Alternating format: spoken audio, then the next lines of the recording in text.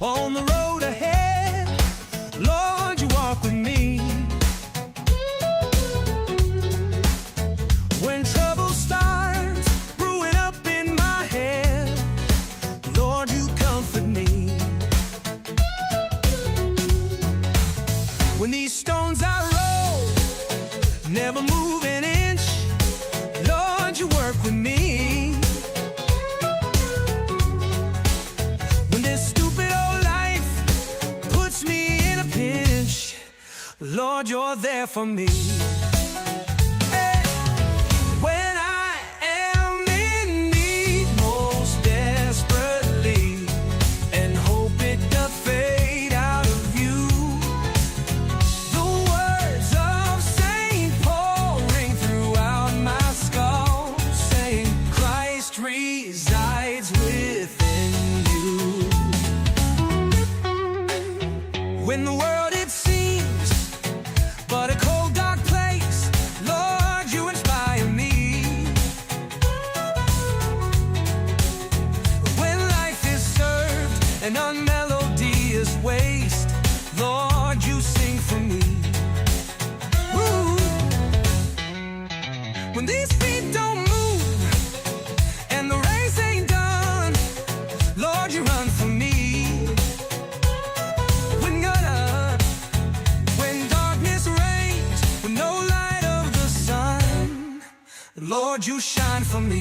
Yeah, yeah. When I am in need most desperately, and hope it doth fade out of view, the words of St. Paul ring throughout my skull, saying Christ resides within you.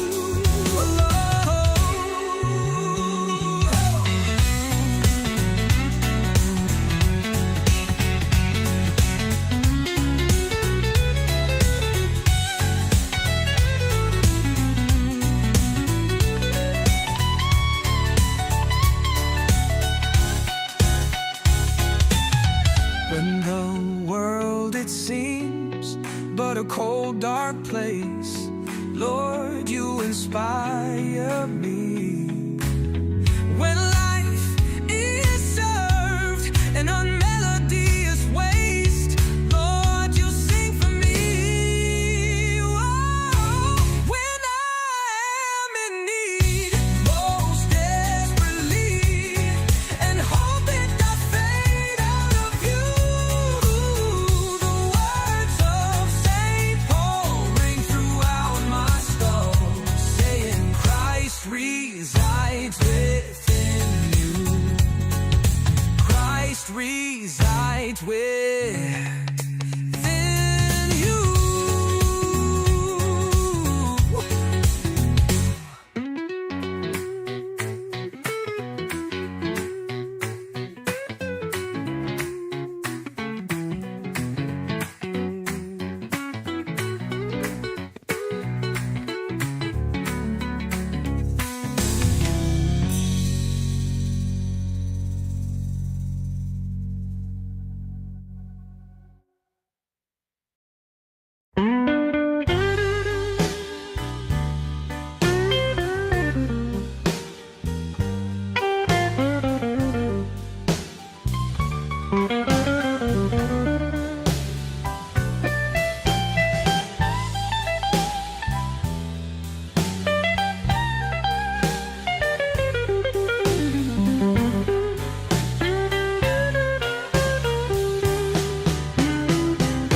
What good is a God if it cannot be seen in the sun, or dancing atop mountains, or in the rivers that run? What good is a God if it cannot be shown in the moon, waltzing right along to time's merry tune? What good is a God if it cannot be heard in the wind, or felt in the heart, pounding within? What good is a God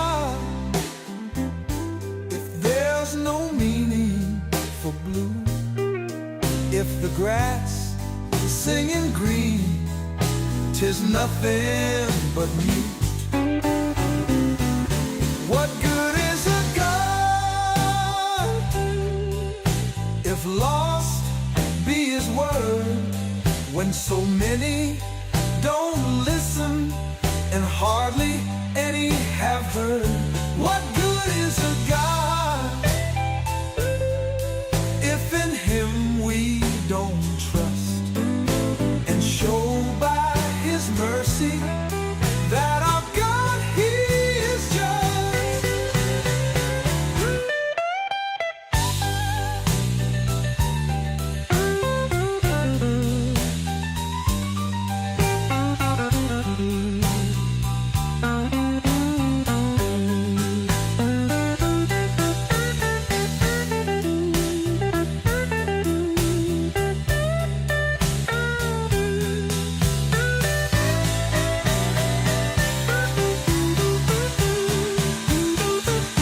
What good is a God if he we don't praise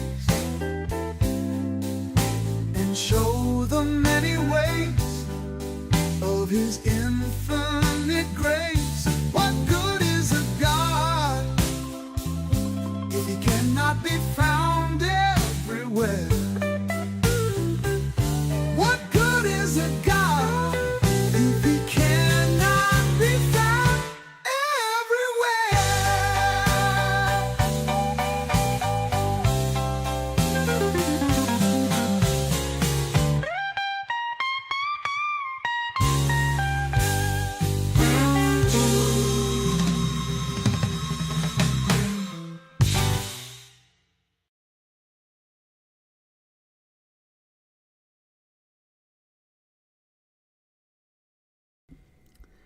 All right, good morning, everybody. Hopefully you all can hear me. Welcome to the Gnostic Church and Academy of Lord Jesus Christ. It's your old Uncle Marty. I saw Conspiracy Music Guru. It was in here this morning already giving me some shit.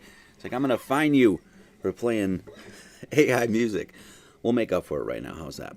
Going to be a long one today.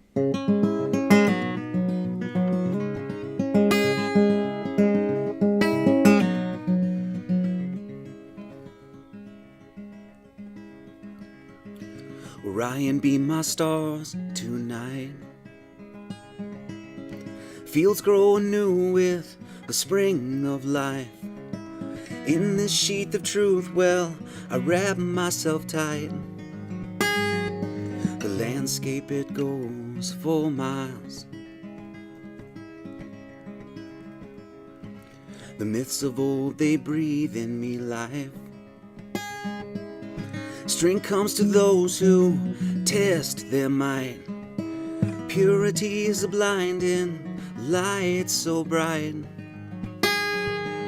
guiding us to the highest of heights.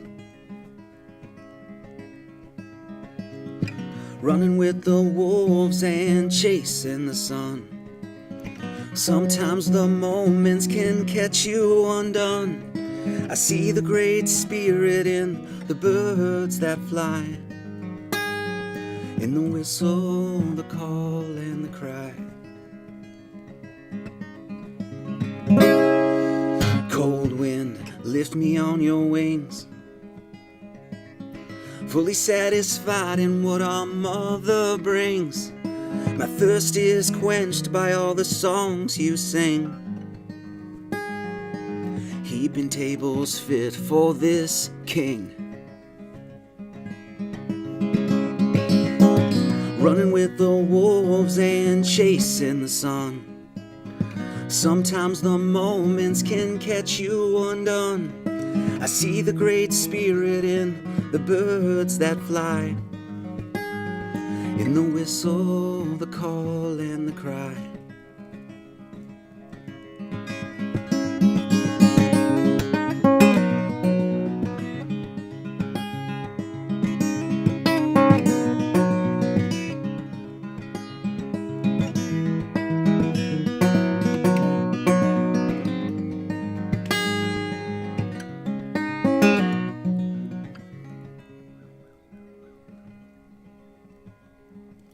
The tales of old, they guide me to the right. Life be my quest, the noblest of plights. My soul cries aloud all our pain and strife. White is the still magnetic light. Running with the wolves and chasing the sun. Sometimes the moments can catch you undone. I see the great spirit in the birds that fly, in the whistle, the call, and the cry. In the whistle, the call, and the cry. In the whistle, the call, and the cry.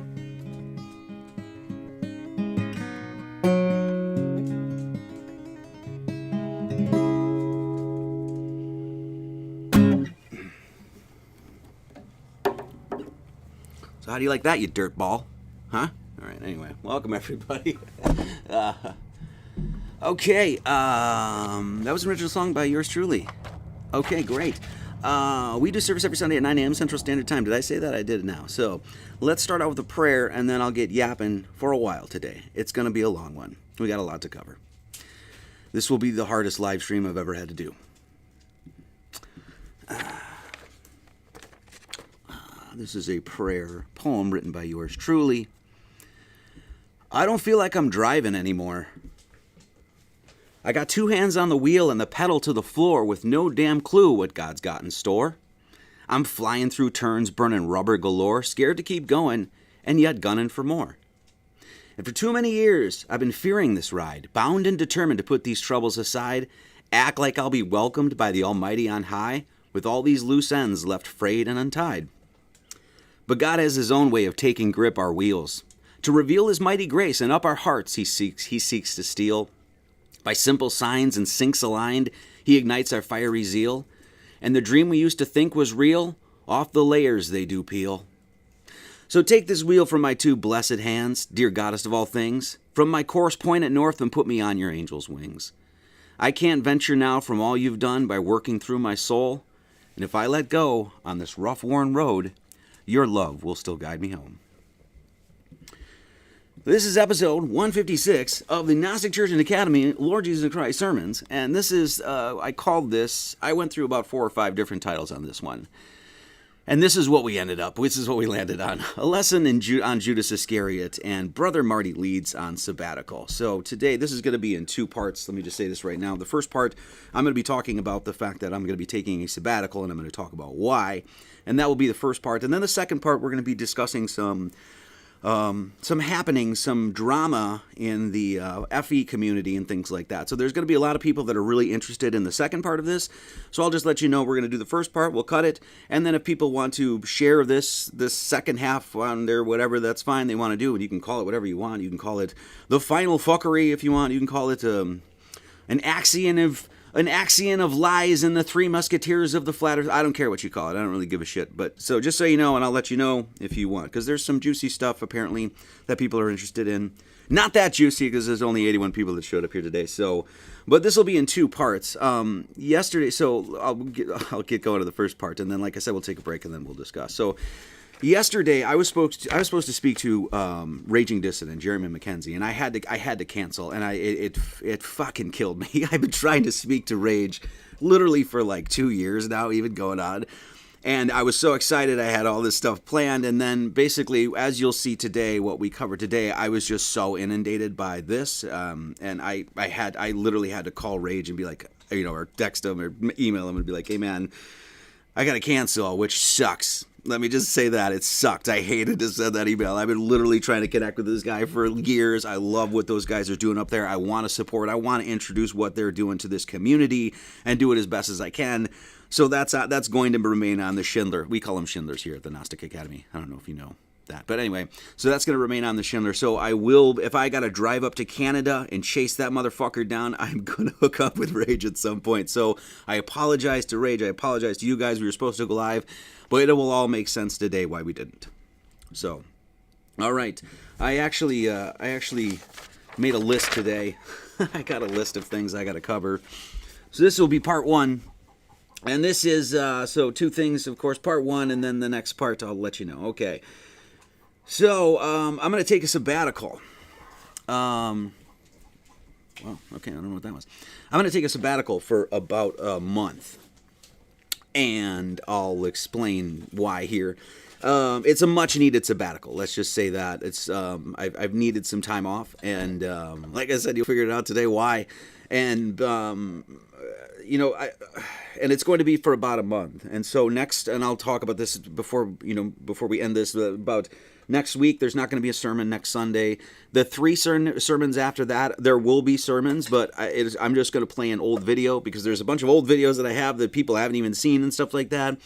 And what I'm going to do is take a break, and I'm not really taking a break, actually. I'm just going to be taking a break from doing these intensity sermons and things like that, and I'm going to focus on actually finishing 2 books. So that's Marty's sabbatical for you. He takes time off, and he finishes 1 to 2 books. So just so you guys get a little understanding of the kind of workhorse that is me, okay, and why I need a break. So today I'm going to get very naked, all right? This is a little confessional from Marty.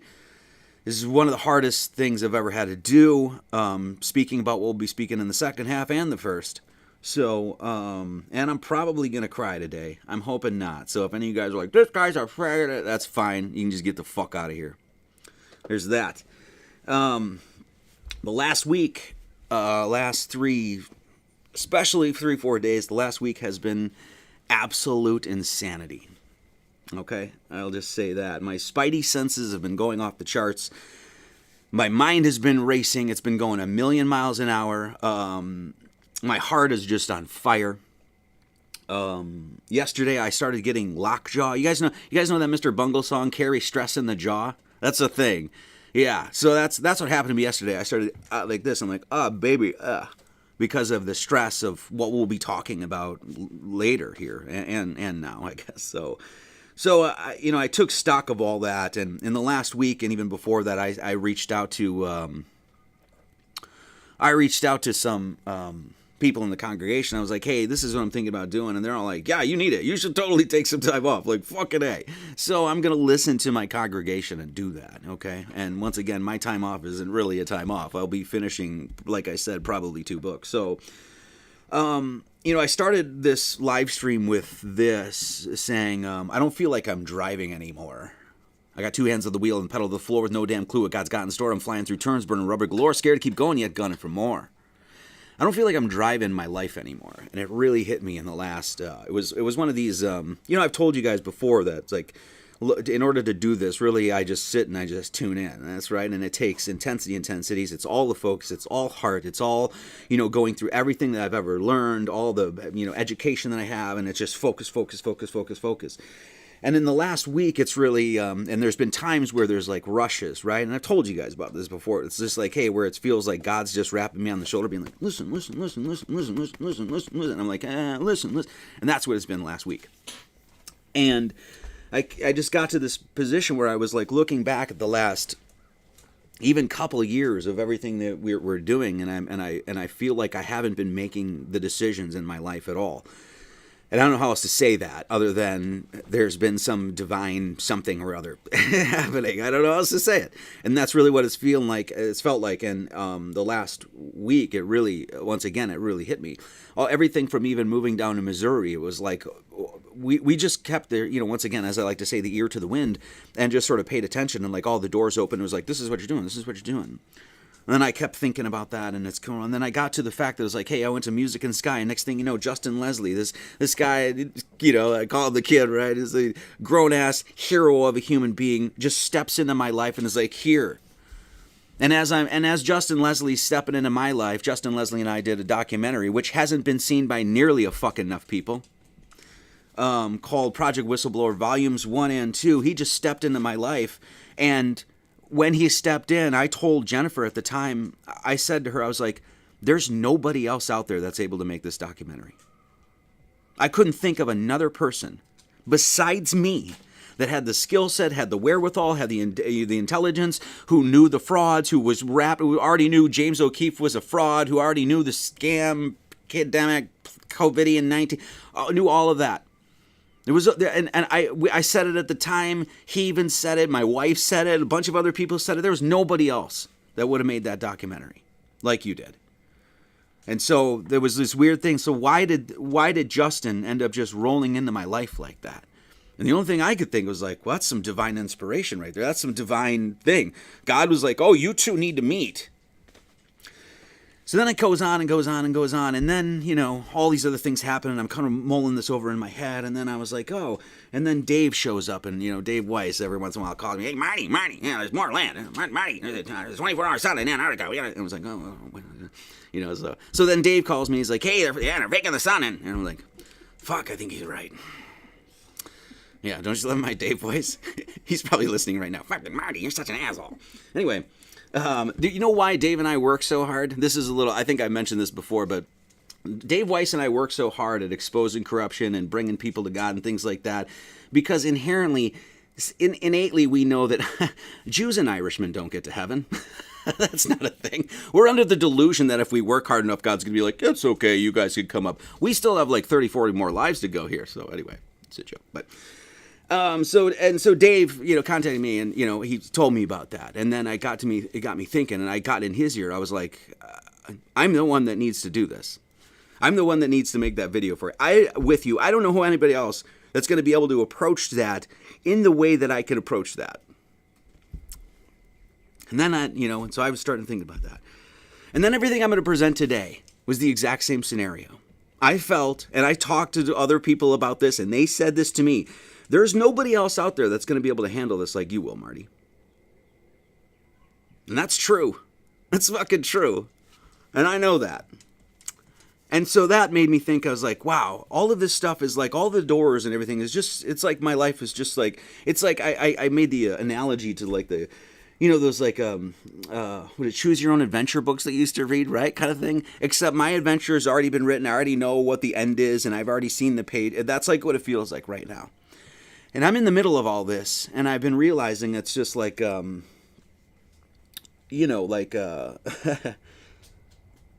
like I need to stop for a second. I need to stop and with the output, and stop and listen for a bit, because that's all I am. I'm basically like this fucking waterfall, right? It's like a Niagara Falls, if you will, of content and output and things like that. And I don't spend enough time stopping and taking stock and looking at what's going on, because especially the last week, it's been intensity in 10 cities.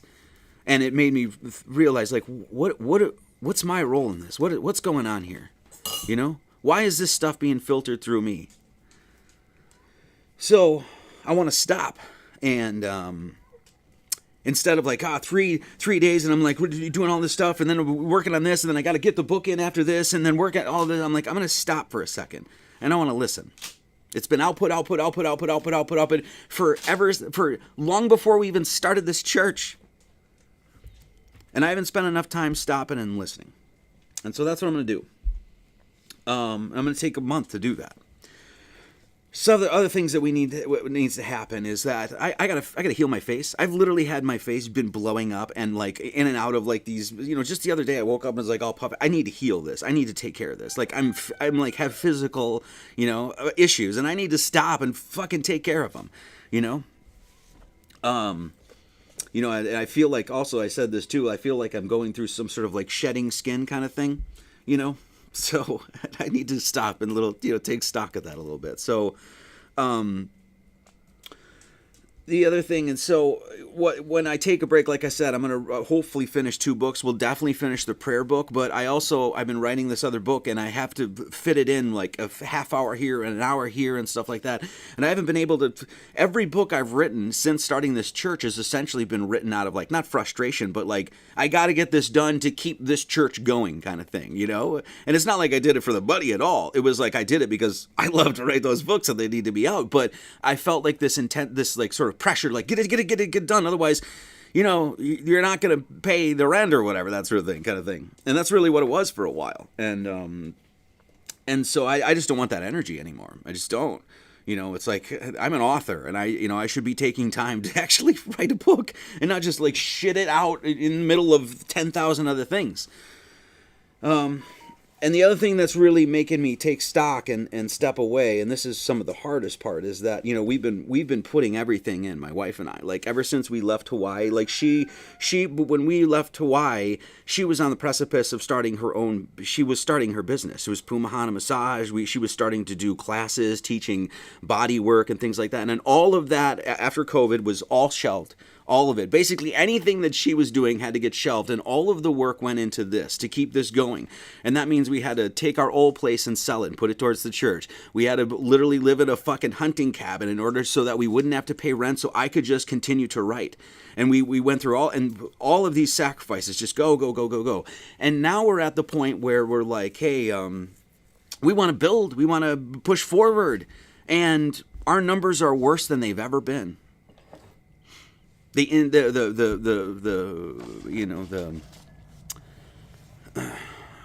interactions, you know, that none of this stuff ever goes viral. None of this stuff. I mean, most of the videos, I don't even crack 2,500 views. I don't even get to 3,000 views. I've been doing this not just 3 years. I've been doing this since 2011. And we put everything in. And we're here. We're at the point. We're like, hey, let's look at building. And then we're like, is there any reason to at all? And that's the question that we're having. We've spent so much time building this foundation and build the foundation. I'm going to cut through the rock and get the 2x6s around there. We're going to concrete pour and put the fucking rebar in, and then we're going to make this thing nice. And it's like work. And we got a foundation. We haven't even started on floor 1 yet. And we're in the position that we should be doing that. That was my goal. I had metrics for this. I was like, hey, well, if we put everything in, baby, and we've just work, then we'll get to a point where like, hey, we'll have 300-400 people showing up at a Sunday service. That's never happened. The only time that happens is when I shit on Archaics. And I don't even want to do that. I didn't even want to do any of that. None of it. I didn't give a shit about it. As you guys know, I even complained about the fact that I had to do it. Once again, who is in the position to make that video? Name one other person out there that could have made the video showing how much Archaics is an absolute whatever. Name the guy. I'll wait. So that's always putting me in a very interesting position. And this isn't, as I've come to know over the years, this job is not like any other job. There's a huge psychic and spiritual weight that comes with doing this, guys. I don't know if you know that. I've worked the blue-collar jobs before. Yes, I know sometimes backbreaking work, and sometimes it's, you know, shitty, get up in the morning, and there's all the sorts of complaints there. Everybody has issues, right? Okay, but I can guarantee you, I've worked a lot of those jobs, and there's nothing like this. Okay? You can take my word, whatever, all right? So I have to realize that I've got to, if I'm going to carry that weight, as I've been doing, then guess what? Sometimes these knees need a rest. You know what I mean? We're like, you know, we basically did everything, bought a piece of property, landscaped the whole thing, put all of our money in, all of our savings, the money that we're even getting from another place that goes straight to the church. We're doing all of this stuff, and I don't even have an office. I am a walking fucking publishing house. And I am. That's what I am, right? I could just all day long. And I don't even have an office. So we're stopping at all of this and really taking stock. Like, wait a second. So, another thing I got a whole thing here. Another thing that's really bothered me, as a guy that's always was born, you know, like I've gotten help from my parents, I've gotten help from friends and things like that over the years, because that's what they're there for, right? But I was always raised with this work ethic, like you fucking earn. You earn what you get, okay? You work for it, right? There's no free ride. There's no getting rich quick. Not for this Irishman. No, you earn, right? And there's a few people here, mainly one or two, if I may say, that have essentially gone way over the top in donations and support to make sure this church keeps going. Now that's why those people ended up showing in our life. I understand that. Jennifer understands that sort of thing. But as a man, that really bothers me. As the person that starts this church, because I'm like, no. I should be able to lose 50 of you, and this thing should be able to keep going for what we're doing. For the value that we are bringing to and into your guys' living rooms, the value of everything, not monetarily, just the value itself, that should be enough across the board to keep this going. When I have to look out on this fucking, this internet, this marketplace of ideas and see dog shit after liar, after fraud, after fucking theoretical nonsense, and see thousands and hundreds of people just swarming at that and supporting it, and I have to watch over 14 years, that's not happening. It's not growing. It's we're climbing the mountain, come back down, climb the mountain, climb back, and we're like, hey, you guys want to go up the mountain? No. After a while, and I asked this to people before I said anything, I said, what would you do? People said straight to me, it's like, I don't even know how you keep going. I'll tell you how I keep going. God.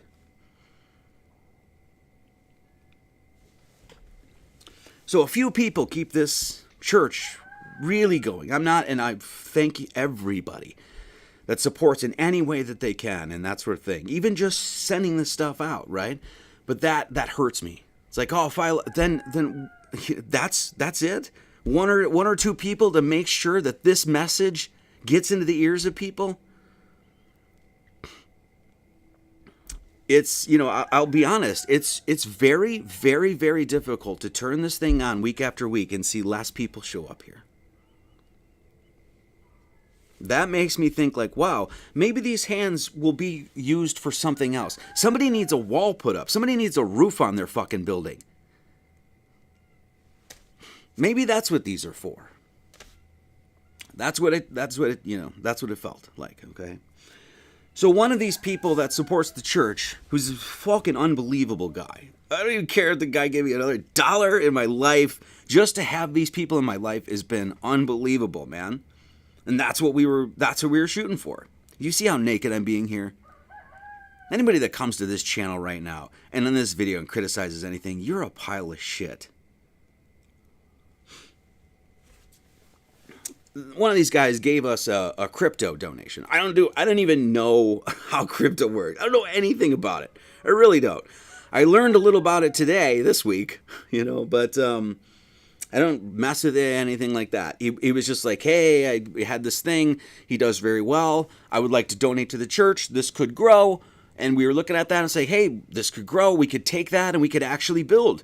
We're certainly not going to build with the support that we get just on the everyday, weekly basis. That's not happening. It's enough to barely keep us going. We want to just get another room so I can have an office. And we're like, are we going to be able to do that?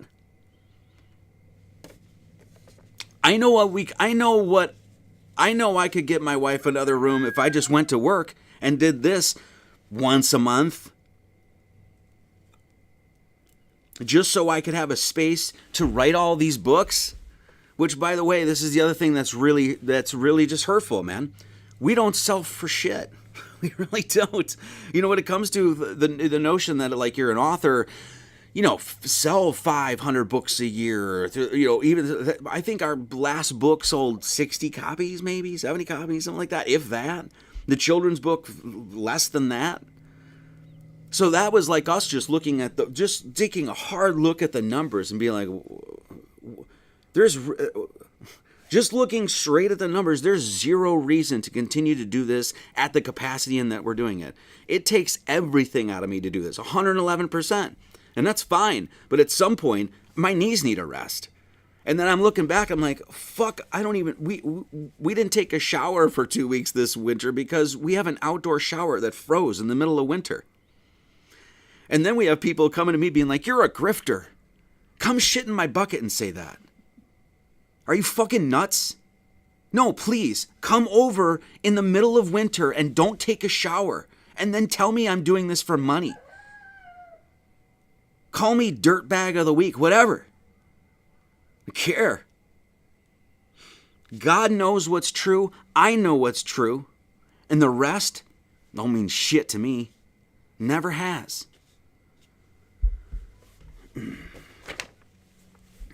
So we don't know what we're going to do with, we have this donation and it's, we were hoping it would be something a little bit more than it is, that sort of thing. But whatever, we're just like, hey, we're great. It was, whatever. And so now we're like, okay, how do we push forward? I said to myself this morning, I was like, I wonder if we'll even get 200 people here today. Well, we're not. After 14 years of doing this, it really, really, really makes me take stock of what it is I'm doing, and and you'll know why I'm so intense right now after we get to what I'm about to get to.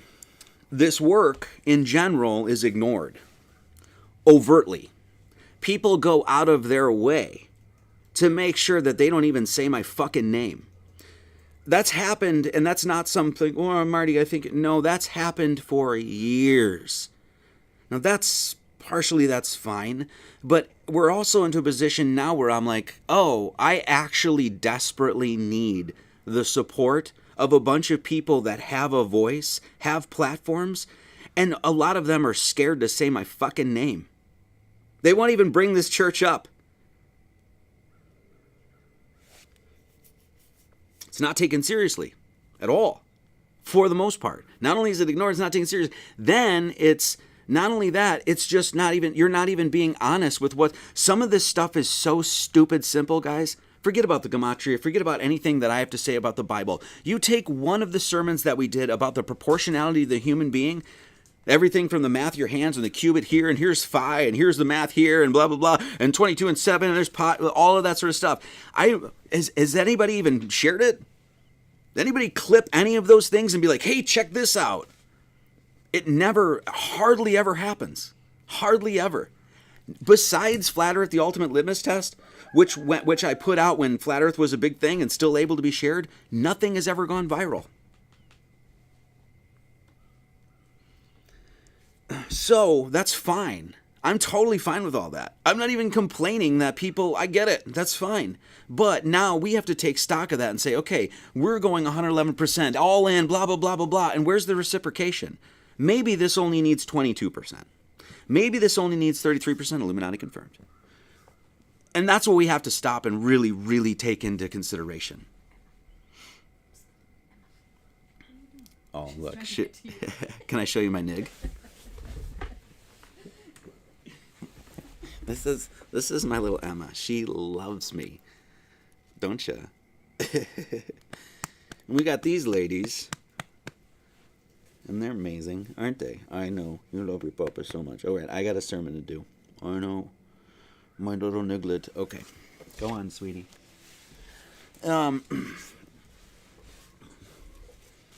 And so so knowing all that, and it's basically just like, I've been in management enough to where like, hey, you just handed like this situation, whatever it is, good, bad, shit, whatever, and you just deal with it. It's like, I just need to know what I'm dealing with. I'll take care of the situation, and I just need to know what I'm dealing with. And so that's what I really need to take stock with this church and how much interest there actually is, how much it's actually supported.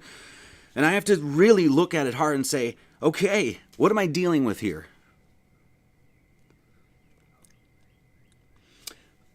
I know the caliber of work that we do. I know, not even like, that's my belief. I know that what we're doing is absolutely paradigm shifting in multiple topics and categories. You could call me arrogant or, well, you just solve for, I don't give a shit. We know. Okay? We know that what we're doing with astrology will absolutely, if people actually pay attention, would completely like, whoa. We know that what we're doing with the Bible makes so much sense and gives such an unbelievable amount of clarity to people. We know that what we're doing when it shows the mathematics of our hands or the mathematics of our alphabet, that there's no way any honest mathematician could ever debunk any fucking thing of that. They're not ever going to actually address it. They're never going to be honest with it. Okay? So, that's what we're dealing with. So, and I've done my best to like legitimize who I am, what I stand for, right? We've written it in books, canonized it, and now seeing what we're seeing with today, which we'll talk about, so many questionable characters. It's like, at this point, I'm of the attitude, and this, I know this might sound crazy, whatever, but this is where I'm at, where I'm like, at this point, if you're one of these influencers and you have a voice and you have those, and you are not actually talking about the Gnostic Church and Academy of Lord Jesus Christ and the things that we're presenting, you become suspect now. I'm setting a bar. This is a bar that I'm setting right now. If you are out there and you're ignoring what we're doing here, you become suspect in my eyes.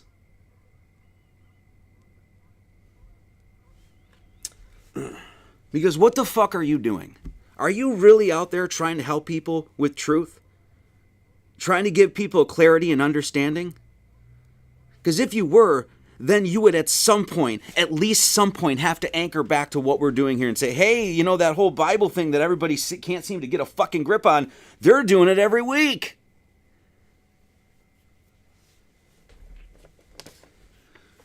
So we're at a crossroads.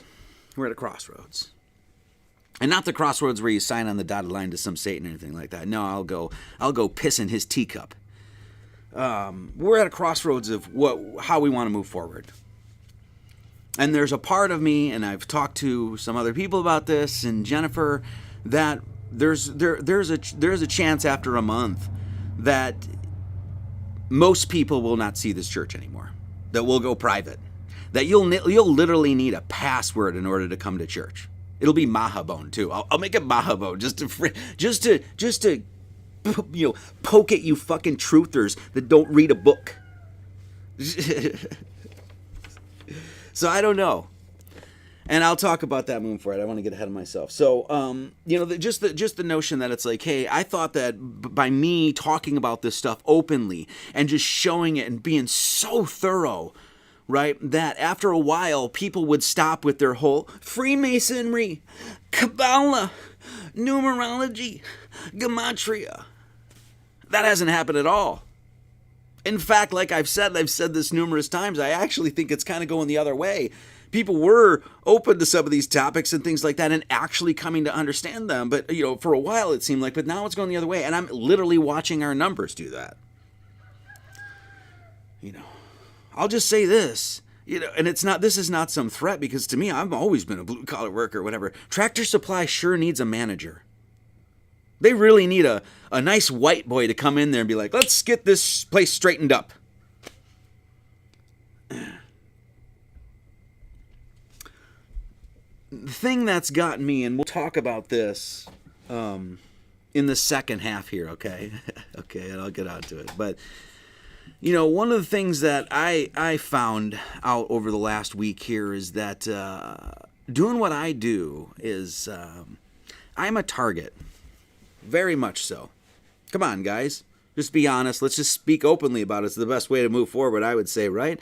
The powers that be, as I've absolutely came to find this week, they don't like me. That's why I'm shadow banned. That's why I can't be on channels and stuff like that. All of that sort of stuff. I am absolutely to the satanic elite.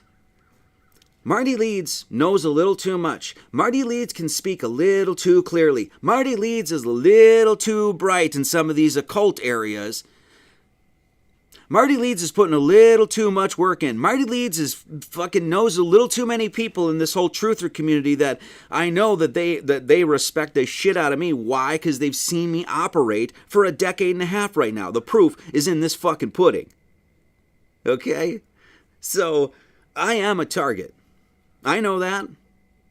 And you know what? I'm fine with that. You know why? I'm fine with that? I've got no problem with that. I've never really had a problem with it. You know why? Because if I'm a target for simply saying, I just think this, not this. My book, this thing here, heliocentric doesn't make any sense. Okay?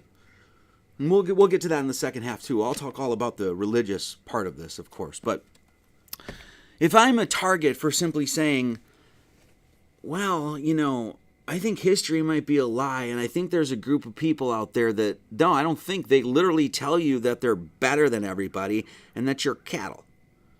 And I'm just going to say that. And if that makes me a target, then fuck you. 6 ways to Sunday. Do I harm anybody? Do I even give advice? I gave advice, and I literally said this in the manhood. I did this manhood sermon a couple weeks ago, right? I literally started, was like, I don't give advice. I don't tell people what to do. I'm not here to even convince you of anything. I'm just here to be like, hey, this is what I came up with. This is what I believe and what I hold to be true. And if you like this, cool. Here's our candle. That's it. If I'm a target for that, then I don't give a fuck. At all. Not at all. But one thing I've learned, and one thing I learned from this whole TFE thing, is that it's one thing if you put yourself as, out there and try to help people and stuff like that. But then, and as a target, like you're specifically somebody that, you've got the interest of a certain amount of satanic elite, this sort of thing, right? That's fine. I don't mind being in the spiritual war. In fact, that's what it feels like the last 14 years. I've been in a foxhole of a spiritual war, hurling myself against the barricades, as I told my friend, right? And then I turn around and I say, who's with me?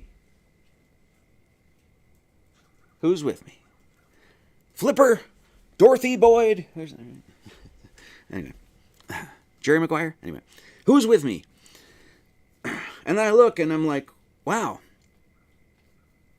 As far as I can tell, there's a lot of grown-ass men that, because of social pressure, that they would allow their entire civilization, their race, Western civilization, to be destroyed completely because they're afraid to speak up in public. Then if somebody does speak up in public, it's like, okay, yeah, I'm for that guy. But then when the heat actually comes to the kitchen, well, no, I just got, And I'm just here to say, well, you can continue on that course. But eventually, you know what they want? Masked, jabbed, everything. They're never going to stop until you stop it. And I'm going to say that, and then I'm actually going to present and actually do that every Sunday. Like, oh, here, we'll cut right through that bullshit. Oh, you see that veil of nonsense? Ooh, that hot, steaming, waft of shit that's coming down? We'll just get the fan going. Just go that way. That's what we do. Then, so that's fine. I don't mind doing that. But I also need to know that if they do start coming down on me, which why the fuck wouldn't they? That I would actually have people backing me. Well, you know what I learned from that whole flat earth experiment? That as soon as a whole gaggle of people online decided that they didn't like somebody, it was wailing and gnashing of teeth. It was like rabid dogs. How many of these people would have no reservations, not even a fucking second, of throwing my ass to the wolves? Throwing my ass under the bus. I always knew he was a Freemason. Don't even answer. We all know the answer. We watched it happen. So then I have to sit here and say, okay, so we're not going to get the support. There's really, that the numbers are not there. I'm hurling myself out, to help humanity. What happens if I'm gone? Are they going to continue to help themselves, or are the men of this world just going to allow this satanic fucking demonic thing just to roll through your towns and destroy your everything? This is why this was written, by the way. It's a whole story of good and evil. So people are afraid to speak. And we need you to speak. And people even wrote me and saying, at one point, I'm not going to get into that. So what we're going to cover in the next section here is basically, there's, these people are coming for your average person. You think you're safe? Well, I'm not a content creator, so I'll be safe. Was Grandma safe from that jibbity jab? I'm asking. I remember when I was in Hawaii and I was willing to stand up and I was like, notices of violations. We're interviewing all the people, the virology thing. Ooh, what about that? And then I turned around and was like, where's the men? And even the women I were with were like, where's the men?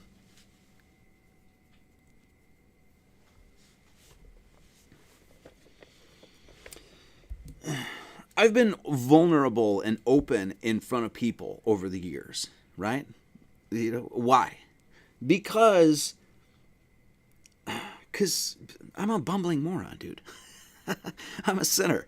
Like, I've spent years, hitting my head against the wall and knocking my shin and, falling over and going up roads and coming back down and going over here. Just being, basically thrust into a world being like, what the fuck is going on? And I just want to find out what's going on. And now, because I found out what was going on, I'm a target. Interesting. No problem. But am I going to have anybody besides God at my back to save your... We don't even have children. To save your children's future? Huh. Interesting. Interesting thing to think about this last couple weeks, huh? Imagine all this stuff was in your head. What would you do? I don't know if you'd be able to handle this live stream as well as I'm handling it. I think I'm doing a pretty dang good job. So, we've created what we're doing here with this church, and why, after COVID especially, I was like, we need to create a foundation, actual physical foundation too, but a foundation that would actually continue this workout, no matter Jennifer and I die, you guys all dead, everything. That this work continues to go. That's why we created this. So this would exist long after I'm freaking old in the tooth and dead in the ground or whatever. Joseph Campbell, right? The work of Joseph Campbell, great comparative mythologist, wrote tons of books. His foundation is bigger now than he was when he was alive. And that's what we're trying to do, because it's necessary. It's absolutely needed, and there's nobody that could tell me otherwise. So, and we're there, and I was like, okay, we've created that foundation. Is that all it's going to be? Is anybody going to start fucking throwing some 2x4s so we can start building the deck? That's what it feels like. And I just have to be honest with you guys about that. And after a while, it's like, well, I'm kind of tired of doing concrete work. Maybe I should go stock some shelves or something, So, as I said, basically, moving forward, we might... and then I'll take a break here, and then we'll get into the second half. Moving forward, we might literally go very, very private. No more interviews, no more public speaking, no more, I won't even go on Chance's show. I love you, Chance, just so you know. I'll go, and by the way, I'm going to be on Chance's show on Monday, but none of that anymore. No, it's like, you want to hang out at the Gnostic Academy? Well, what if you guys don't get enough people to continue to support? Then I'll go back to fucking work. Is that your threat? Jesus Christ. Okay. Woo. None of this means anything to me. You know what it means to me? Our future. That's what that's what I care about. That's what I've always cared about. And I've showed it. Meanwhile, this passionate display of clarity like none other, can barely get 200 people in here on a Sunday morning. I need a break from that. That's for sure. And I'm wondering, if we come back, if there's even going to be less people. Well, he's gone for a month. Guys, taking a break, I know that there's going to be some absolute warriors still here. I speak with them every day. Dave Dix will be here. Jared will be here. Will be here. Gene will be here. That's enough. Then that's who will get these sermons. Those 8 people. And the rest, nah, mahabone. We need the password. The password is Niglets. So that's what we're doing. We're taking a break. No service next Sunday. If you want to support. If you don't, that's fine. As I said, this church, and this is why I started this. I don't even feel like I'm driving anymore. This church is in your hands now. That's what it is. It's not in my hands anymore. It's in God's hands. It's in your hands. I'll just continue to do what I'm doing. If it gets support, it gets support. If it doesn't, it doesn't. That's fine. And if I get drug out by these feds that are absolutely listening and watching me, you'd have to be retarded to think they're not. If I become a target, well then, I guess I'll be following my Savior. Because what else do I have to live for? What's your threat to me? Oh, is God going to swing the pearly gates open even wider?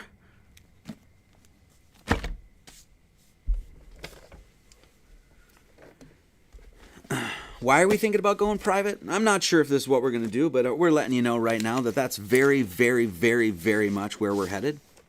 It's because of this guy here, Morals and Dogma. You know this guy? You know that guy that's always slandered by all these truthers?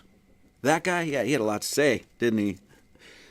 there's a whole chapter, or a few pages here from, allegedly anyway, some of the greatest minds in history. And you know what they all said? If you're teaching the mysteries, shut the fuck up. Do it in private. Make people pay, not even with money, with their time and their effort and their support and their integrity and dignity. Tertullian, who died about 216, says in his apology, none are admitted to the religious mysteries without an oath of secrecy. Clemens, Bishop of Alexandria, in about AD 191, allegedly says this, that he cannot explain the mysteries because he should therefore, according to the old proverb, put a sword into the hands of a child. Is that what we're doing here by doing this? Are we putting swords into the hands of children?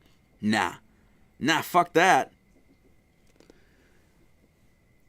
Whenever early Christians happen to be in company with strangers, more properly termed the profane, they never spoke of their sacraments, but indicated to one another what they meant by the means of symbols and secret watchwords, disguisedly as by direct communication of mind with mind and by enigmas. Origen, born AD 134-135, answering Celsus, says, inasmuch as the essential and important doctrines and principles of Christianity are openly taught, it is foolish to object that there are other things that are recondite.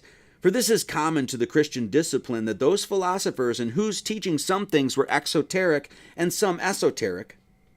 And it is enough to say that with some of the disciples of Pythagoras, hey, depart ye from the profane, let the catechumens and those who have not been admitted or initiated go forth. These mysteries, Archbishop of Caesarea, Mesopotamia in 278 says, these mysteries the church now communicates to him who has passed through their introductory degree, they are not explained to the Gentiles at all. What do they mean by Gentiles there? People that are not interested in the mysteries. They're not even openly given out. They're not free on YouTube. Cyril, Bishop of Jerusalem. The Lord spake in parables to his hearers in general, but to his disciples he explained in private the parables and allegories which he spoke in public. Saint Basil. We receive the dogmas transmitted to us by writing and those which have descended to us from the apostles beneath the mystery of oral tradition. This is what the uninitiated are not permitted to contemplate.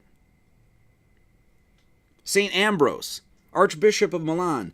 All the mysteries should be kept concealed, guarded by faithful silence, lest it should be inconsiderately divulged to the ears of the profane.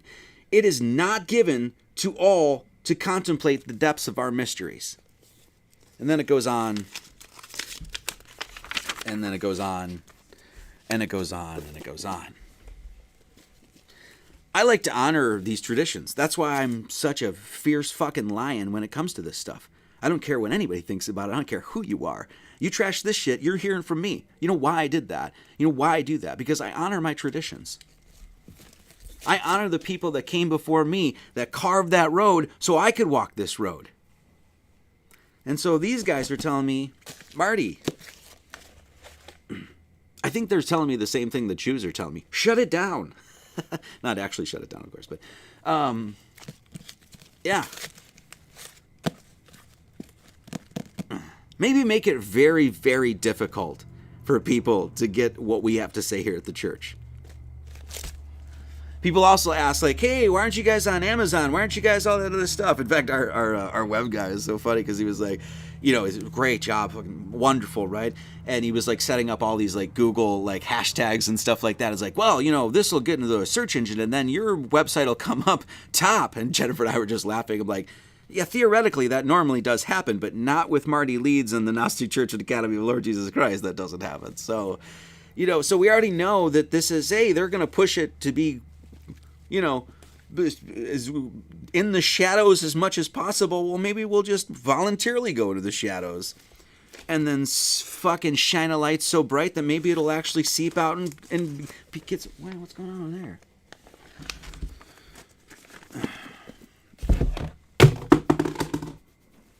All right, we're going to take a break. Just so you guys know, I am taking a sabbatical, like I said, and on April 6th, though, I am doing the Tinfoil Sombrero podcast. And because I was supposed to do that like a couple weeks ago, but I had to cancel it because we had to pick up our niglets. And so that would just happen. So I promised him it would be April. No, it's not April 6th. I'm sorry. I don't even know what the date is. March 23rd or something, I want to say. That's a Sunday night. I'll be live with them for a couple hours or whatever. But other than that, I'm not doing anything else. Monday, I'm speaking to Chance and the doctor, Dr. Steve Young, the head flux. That's right. We're going to get a doctor come slumming with us Gnostics. And we're going to talk about Mr. Robert Flood. And so I'm sure we'll do a couple hours and just go 360 around Mr. Robert Flood, which will be fantastic because Head Flux knows all about him. I know all about him. Chances, that sort of thing. So it's going to be good. So that's what's coming up. So, okay. That's part one. So we'll cut it here, if you will. We're going to do a little, if you would like to support the Gnostic Academy, 7781 County Road 3440, Mountain View, Missouri, 65548. We also have a private membership association, kind of. Private membership association, the people that want to see the value of the work that we do and keep it going, that's there for people. And, of course, we have donations, Venmo, Buy Me a Coffee, Cash App, Subscribe Star, and all the things. Let's play a little tune. Let's play a little tune.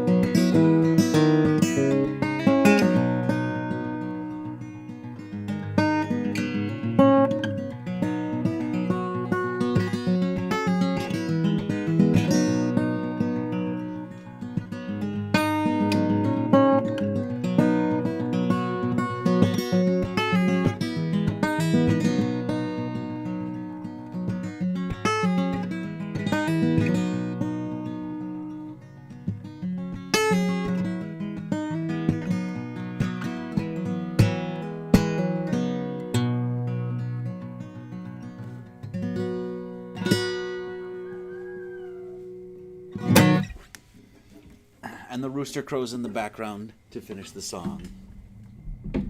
Thank you to my lovely wife, who's always in the background doing all the stuff and taking care of all the things that I can't possibly have time to take care of. So please, if you get a chance, thank the old wifey there, because she's given a lot to make this happen. So, and there's no way I could do it with there's a few key people here. I'll just say this, that there's no way this would be going without you guys. So thank you so much. We thank you so much, and thanks to everybody that does support our fine little church here. You can donate via the website too, and that sort of stuff. Okay, so we're gonna cut it here. So there's a lot of people that are probably interested in the second half of this sermon, and if you want to cut it here, and then that's fine. So you don't have to listen to me ramble on in the first half. But hey, this is my church. This is what we do. So we're going to talk about what's been going on in the flat earth community recently. And I'm going to talk about that. So first off, how did we become flat earthers? We didn't want to become flat earthers. I don't know anybody. I literally don't know a single person who was like, yes, that sounds great. I'll be socially ostracized and outcast, and then I'll say the thing that everybody hates, and that I actually don't think that this is a spinning ball and space is fake and NASA's full of shit. Is like, none of us wanted to do that. There's not a single person that I know that was excited to come out publicly and say the thing that was going to make you look like a fucking idiot to everybody and your brother. Nobody. Name one person. Maybe Nathan Thompson. God forbid him. Anyway. Bless his heart. But we were forced to do it. All of us, they're just honest with our souls, our minds, our hearts, God. We had to. It's like, why? Well, because of this shit. I don't care what CGI you send me. I don't care what the sun is doing in the south. I don't give a shit what ISS this and cars on Mars. I don't care about any of that. This is your flat, stationary plane that God has placed down for you, and I'm pretty sure He domed this baby, and that's where you live.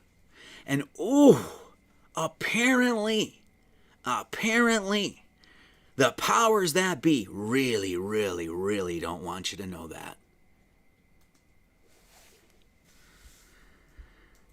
So, now, I am a Christian.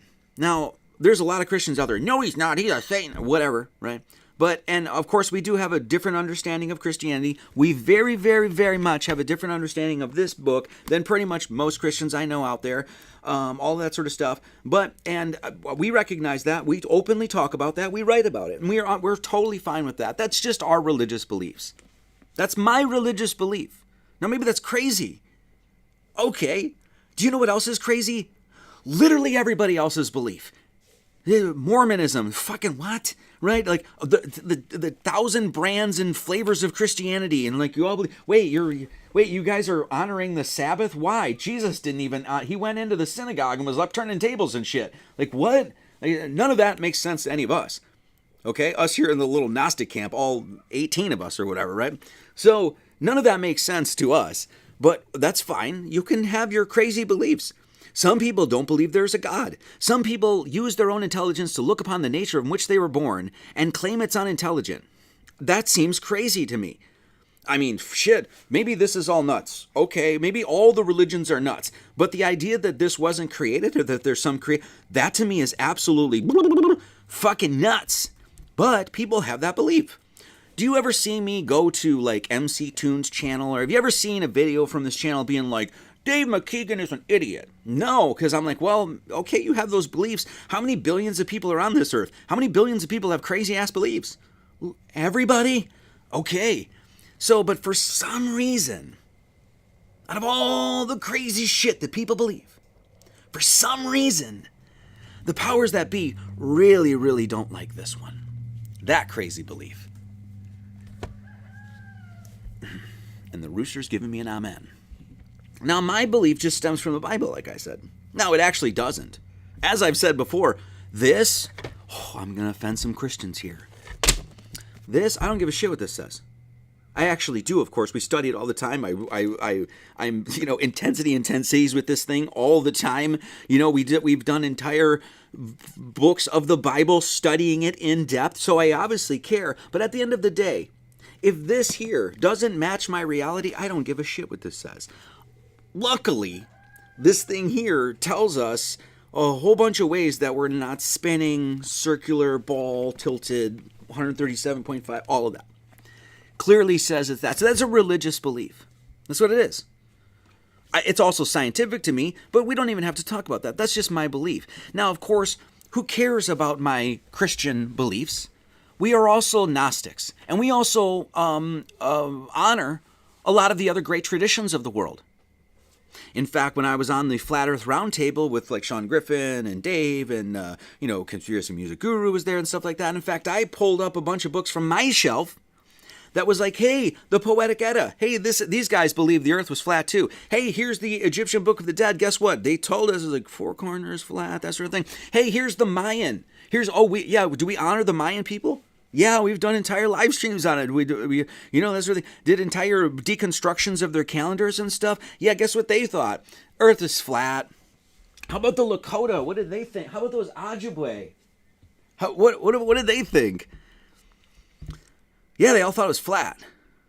Okay, so regardless of my religious beliefs, as somebody who actually studies and appreciates all these other cultures, and by the way, I'm mixed race. I know I'm very whitey, right? Very much. But I have Menominee blood in me.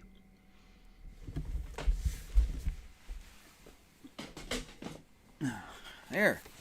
This is part of my heritage. This is part of my tradition. Do you know what they thought? Those dumb Indians. They thought the earth was flat. So I'm just honoring my traditions here. Now maybe that's crazy. Okay, fine. But I guess all of those traditions, all of those people, they were all just anti-science. They were all just dumb as fuck. Well, I guess that's my tradition. I'm also Irish, so, that's not really that shocking. So, So this is a lot of these are my ancestors. These are people these are traditions and things like that I herald and appreciate. And then, of course, we were given maps that seem like, whoa, maybe this is actually what the Earth looks like. Now, of course, we've been told that the A map is dead. The A map doesn't work. We'll get into that. Okay? And like I said, at the end of the day, Flat Earth is a spiritual journey. That's what it is. We also found out that a lot of these flat earthers actually aren't on a spiritual journey. We found out that they came to this little knowledge of God's true home, and then they became raging fucking dickbags about it. They became self-righteous and arrogant and shit on other people. Well, that's not what that's for. Okay. We found that out at TFE. I didn't even give a shit about the final experiment at all. We didn't talk about it. I didn't make one single post about it. I didn't care at all. Somehow, through this thing, I got drug into it, and then people were like, Marty's questionable. You're an asshole. I didn't even want anything to do with this. Nothing. Didn't care. And my congregation has the history of that. So I made this video a long time ago when I was still in Hawaii eating that fresh pineapple. Baby, remember? Remember the fresh pineapple and the frickin' breadfruit?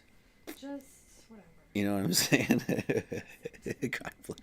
So I made a video a long time ago saying flat Earth is not about the Earth being flat. The geometric shape, once again, we could live on Earth Mobius strip where it's like gravity just works on the one side and it wouldn't be about the Mobius strip at all. It's not about that at all. What is flat Earth about? And this is the post I made. Flat Earth is not about the shape of the Earth. It's not about the shape. It's about the lie. That's what it's about. Our cosmology is being manipulated, stolen from us through immense propaganda, endless programming, and mass hypnosis. This is why it's important. We are it. The created. At the center of it all. The perpetrators of such a deception have convinced us that we are monkeys cast out in an infinite void, a hurtling asteroid flung from the far end of our galaxy could end the whole human experiment in an instant, they say. And what have I said? What are they preparing you for? All the movies, all the propaganda. There's a comet. There's an asteroid coming. That should shut up the flat earthers, right? Well, God, I don't want to make that prediction. I don't want to put that out into the world. I'm not. Hollywood is. And the whole thing is one giant lie. Think that's crazy? That's fine. That's fine. I have a religious belief, though. That's fine if you think that's crazy. We already know you think it's crazy. That's fine. No big deal. But we're going to say what we need to say. So it's not about the shape of the earth, capiche? It's not about the shape. Okay, end with a little rant here. Two things. Damn, it feels good to live on God's green earth. God's flat green earth. And damn, it feels good to be a gangsta. Anyway, so there's that. So what I learned in this TFE thing, which I wanted nothing to do with. I didn't care about it at all. I didn't want to give it any attention. I only got drawn into this thing because apparently, as I've said before, sometimes the truth community needs like a principal to walk in and be like, hey, this is a shit show. And as I've come to find, I think I'm that guy. Once again, I didn't even want to be, but apparently all this stuff is end up filtering through me, and I feel like I'm not even driving anymore. And here's me in the car, and this is why we're doing this today. I wanted nothing to do with this. I didn't give a fuck about Will Duffy. I didn't give a fuck about... You could tell me that the sun is dancing, with maracas and like Mexican polka music is jamming and the sun's doing this in Antarctica, and I would still be like, well, that shit's flat. I don't give a shit what they saw. And as we're finding out today, that whole thing right there, we'll get to that. You want to hate me, world? I'm a target? You think I'm crazy? Well, I also read my book. I read that old good book. And by the way, all you Christians out there, let me make this very clear. To any of you Christians that have had anything negative or critical to say about me whatsoever, you shall know them by their fruits. Have you ever seen the fruits of this church in Marty, Leeds?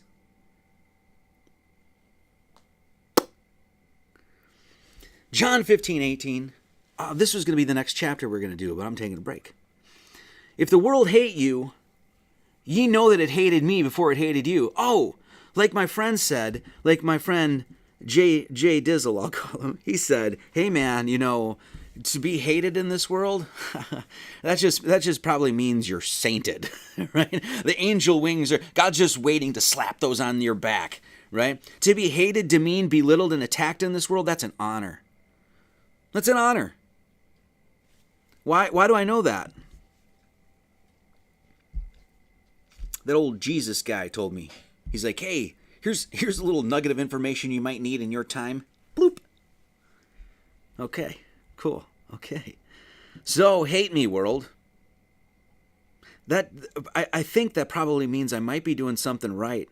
Especially if I'm a target, that probably means I'm doing something right.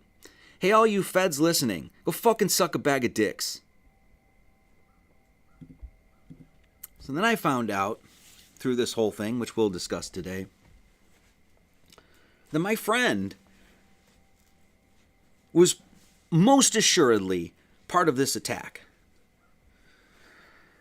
And you know things are getting really sketchy in the world when an Irishman and a Jew get together to help each other. You know, it's like, whoa, what's going on here? I know, it's crazy.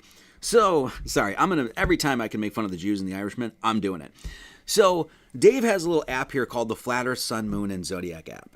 And I've promoted it on my show. And you say, why? Because Dave pays me $18,000 a month. No, Dave doesn't pay me shit. Why do I do this? Well, because I knew one thing. Number one, Dave Weiss has continually over the years always shown support. Always. Whether it's just like, hey, no, Marty's the shit. Marty's like, no, Marty's legit. But he's always shown support. In fact, when this church got going, he was the one that was like, hey, man, you get people to donate. This is worth donating. Make sure people are giving you $5-10 here and there because you're sticking your neck out there and you're providing unbelievable amounts of clarity. You should be paid for that. And me and my dumbass is like, well, I'm like, that kind of thing. Because I don't care about, I've never done anything for money. Never. Not once. I never did one thing because I'm like, that'll make me a bunch of money. Never. Okay? Well then, why do I promote Dave's app? Because I want you guys to think about something. I want you to think about this real good, okay? Flat Earth has been wiped from the web. We already know that all the social media companies and things like that, they shadow ban, they block, they censor, they kick people off. You can't find them. You search Flat Earth. Anybody that does this, a million videos come up from Professor Douchebag Dave. And there's like, oh, look, it's over. Flat Earth is done. So we already know that the entire machine that is the governments of the world have come down on Flat Earth to make sure that nobody finds it. And this fucking Jew, one fucking Jew, Dave, did what? He came up with the workaround. He was like, oh, okay. It was like, oh, you know what? There's a there's a loophole here somewhere. And his loophole is the app. So you can't find Flat Earth content anywhere. You go right to his app. And you know what you can find? All of it. Dave, with his stupid little app there, subverted the entirety of their machine. They want this destroyed so bad. And all this guy had to do was make an app and be like, hey, you can find Taboo Conspiracy here, and then here's Space Busters and fucking whatever. One dude. Their entire machine came down on this entire movement. And what did it take to subvert it? An app? Do you know what that told me? And it screamed it in my ear, guys. Their shit's flimsy as fuck. They don't actually have a grip on this stuff at all. And it's actually really easy to upturn this fucking apple cart. But in order to do that, we're going to need a lot more men out there. We're going to need a lot more people realizing what's at stake. We're going to need a lot more people willing to stand up and stand out and say, I don't give a shit. And this is why I started with my whole sabbatical thing, because I realized that when I turned the other day and I looked back and I said, well, who's there? Well, you know who I found out was there? Mark Sargent, Dave Weiss. I've spoken to Mark Sargent like 3-4 times in my life before this week. And now I'm like, Mark, you're kind of a friend. I'm like, we should hang out. So I got to see real quick who was on the side of truth. It was real easy to see too. So they hate this so much, and that's all it took to subvert their shit. And now look at the attacks that are made. His app is like, well, the app is like, he's under full-time attack. It's a DIY thing, man. He's doing it all on his own shoulders, on his own dime. And what is it? Grifter, blah, blah, blah. Wow, that's all it took? You have the entire machine coming down in this movement, and that's what it took to go, boop. Interesting, isn't it? So Dave, as we know, Dave is David Schulweiss, Flat Earth Rabbi in my phone. I'll only call him that from now on. So we already know what the Flat Earth results look like. We already know that when you look in the search engine, then it's like, oh, that's all retarded. You guys are a bunch of retards. Okay, fine. That's fine. And so, of course, then they made the final experiment. And for those of you that don't know, I'm sure everybody that's watching this knows, that basically this Will Duffy guy came out and was like, I'm really concerned about the shape of the earth. I'm a pastor in Colorado, and I'm really concerned about the shape of the earth. And so this guy, as we'll see, he had a lot of financial issues, and next thing you know, he's going to put all of his money to solve this thing that we should be able to just fly. NASA, fly a fucking drone down to Antarctica and follow the sun and record it the entire time. You tell me you have all this technology and stuff like that. We can't get that. We have to, as I've said, we have to get a freaking ragtag group of YouTubers to go down there and fucking figure this thing out. Are you kidding me? I'm not that stupid. And so they called it the final experiment, and we're saying, well, all of us scientific-minded people are like, which is it? Is it an observation or is it an experiment? Is it evidence or is it just because this is the whole scientific protocol thing, right? This is the process in which you're supposed. So you go like, see, we're gonna observe something, and then we're gonna question it, and then we're gonna get a hypothesis, and then we got to test that hypothesis with some experiments. Then from the experiment, get the analysis and the conclusion. Then we have to say, oh, does that conclusion fit the observation? So was this the final experiment, or was it the final observation? Us non-retards realized that's word trickery. And anybody that knew, and this is why we didn't give it any fuel whatsoever, that is like, oh, okay, well that doesn't make any sense. Is it a final experiment? Is it a final observation? Can you even experiment on the sun? So what we found is that lately there's been some people that have come out, and this is what we're going to talk about today, that out of nowhere, basically like, flat earth is retarded. It's over. And so a lot of people got mad at them. A lot of people got mad at these people, which we'll talk about in just a second, and said, you lost your soul, and you sold out to the devil, and other sort of stuff, and that sort of thing. And there's some truth to that. There is some truth to that. And it has really nothing to do with the shape of the earth, as we'll come to find. Actually, that doesn't really matter. And I actually told that to Paul on the plane when I spoke to him, which we'll get into a bit. But you make your bed, you lie in it. Now, that's not some threat. That's just what goes on down here. That's kind of the thing. And that's one of the things that was kind of scary to me, to, as a religious person growing up, and then to come to that truth. It's like, oh, yeah, all that shit you did down here, you're going to have to own up for. It's like, oh, shit. The 20s is going to be pretty difficult. That year of cocaine in Colorado isn't going to sit well with God, is it? No, whatever, right? That sort of thing. So we all know this. So it's not some threat. It's just like, hey, that's kind of the thing down here. So those people that did turn on flat earth and said, well, it's all bullshit, you guys are all a cult right now. Well, I think you should need to know that there's an important part of the story of the Bible, of Judas, right? And this is when we covered it, this is what I said, that Judas, in his story of Judas Iscariot, is that he walked with Christ and then he sold him out, which means when we talk about Christ, it means you walked in truth. You walked in it. You saw it. You knew it in the center of your head. You knew it in the center of your heart. It reverberated through your fucking fingertips, right? You knew the truth. There was no question about it, and you walked with it, and you walked in it for years. And then, for some money, because you were scared, whatever it is, then the Judas ended up selling Christ out. And I said this, that Judas put himself back further on the spiritual process of reincarnation on earth.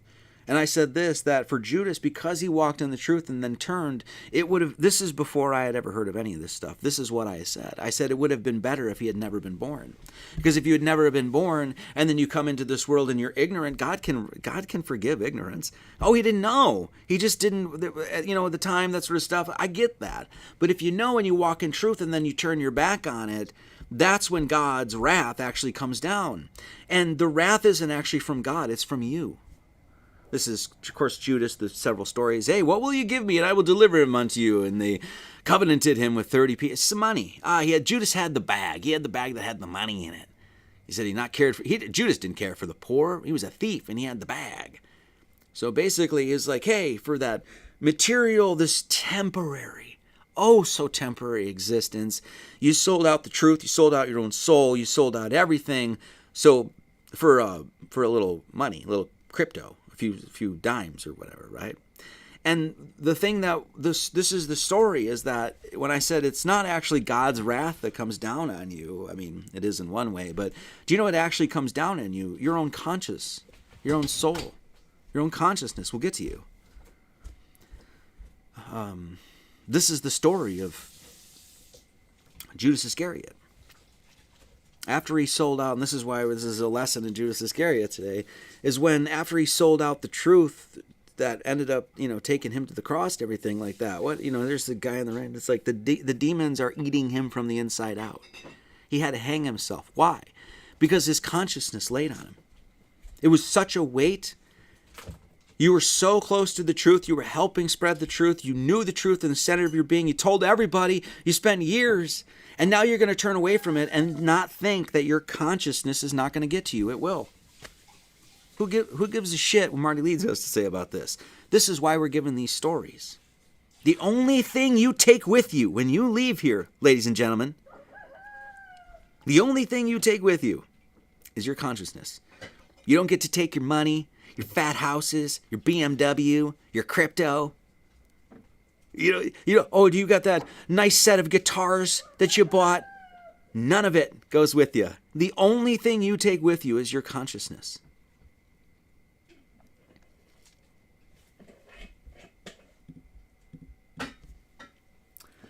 This is something Jennifer and I saw when we were in Germany, when we were doing our little promenade around Germany and going to all the cathedrals. Yes, that's what we do on vacation, right? It's not even a vacation. We work our ass off so that you guys can get a virtual tour of those cathedrals and actually get an understanding of what they mean. Can I get an amen from my church? Anybody that's in here that watched any of those, can I get a fat amen? Thank you. This is what one of the things said. This was in Worms. Is that how you say that, baby? Worms? Yeah.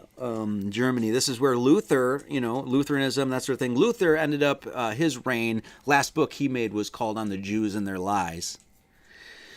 So he came and was like, hey, the church is corrupt as fuck. And so they let everybody know. And he was obviously a big mystic and stuff like that. So there's that. But this was one of the statues there in Worms. And it said, whoever understands Christianity rightly, no human charter will be able to take them captive.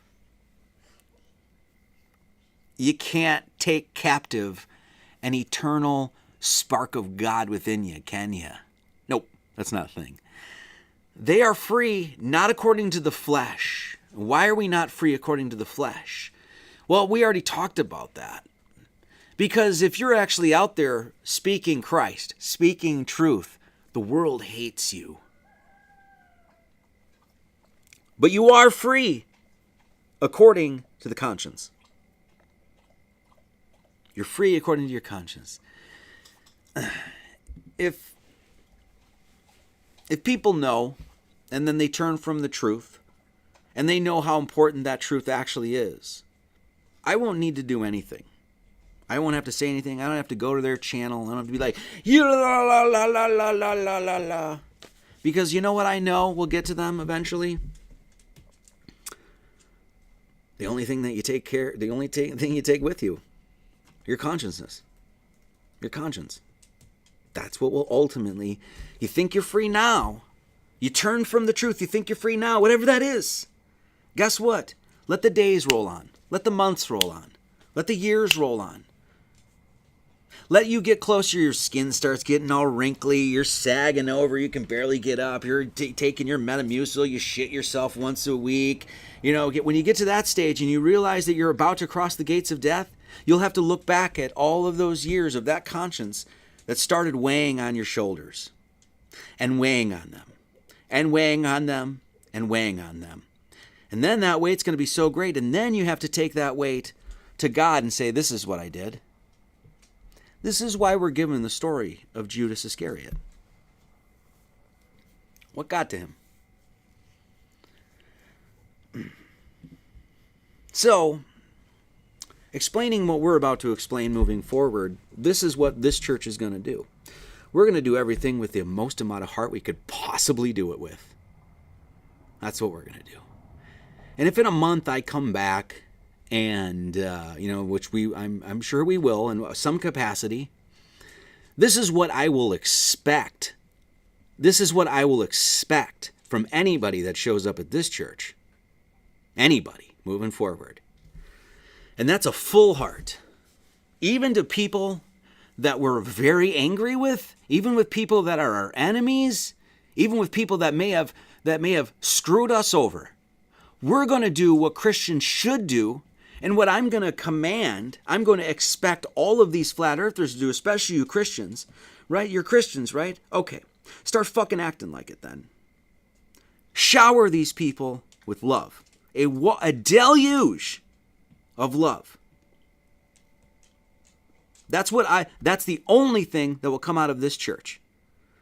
Anybody that's, I watch Marty and then I see you be like, yeah, you're this person, I'll boot your ass out. I don't care if there's 13 people left. I don't care if there's 12. We get some disciples or something. I don't know, okay? Moving forward here in what we're about to discuss, I am not going to jump to any conclusions at all. And I expect you guys not to either. But we have to talk about what we have to talk about, because I'll say this, let's just say we're going to call this a Schumer. Something smells fishy. Something doesn't smell right here. And when something doesn't smell right, we call it a dirty Schumer. That's what we call that right there. So conspiracy music guru, next time you fart, he's like, did you just Schumer? Jesus Christ. Anyway. So, something smells fishy here, and we're just going to talk about it, okay?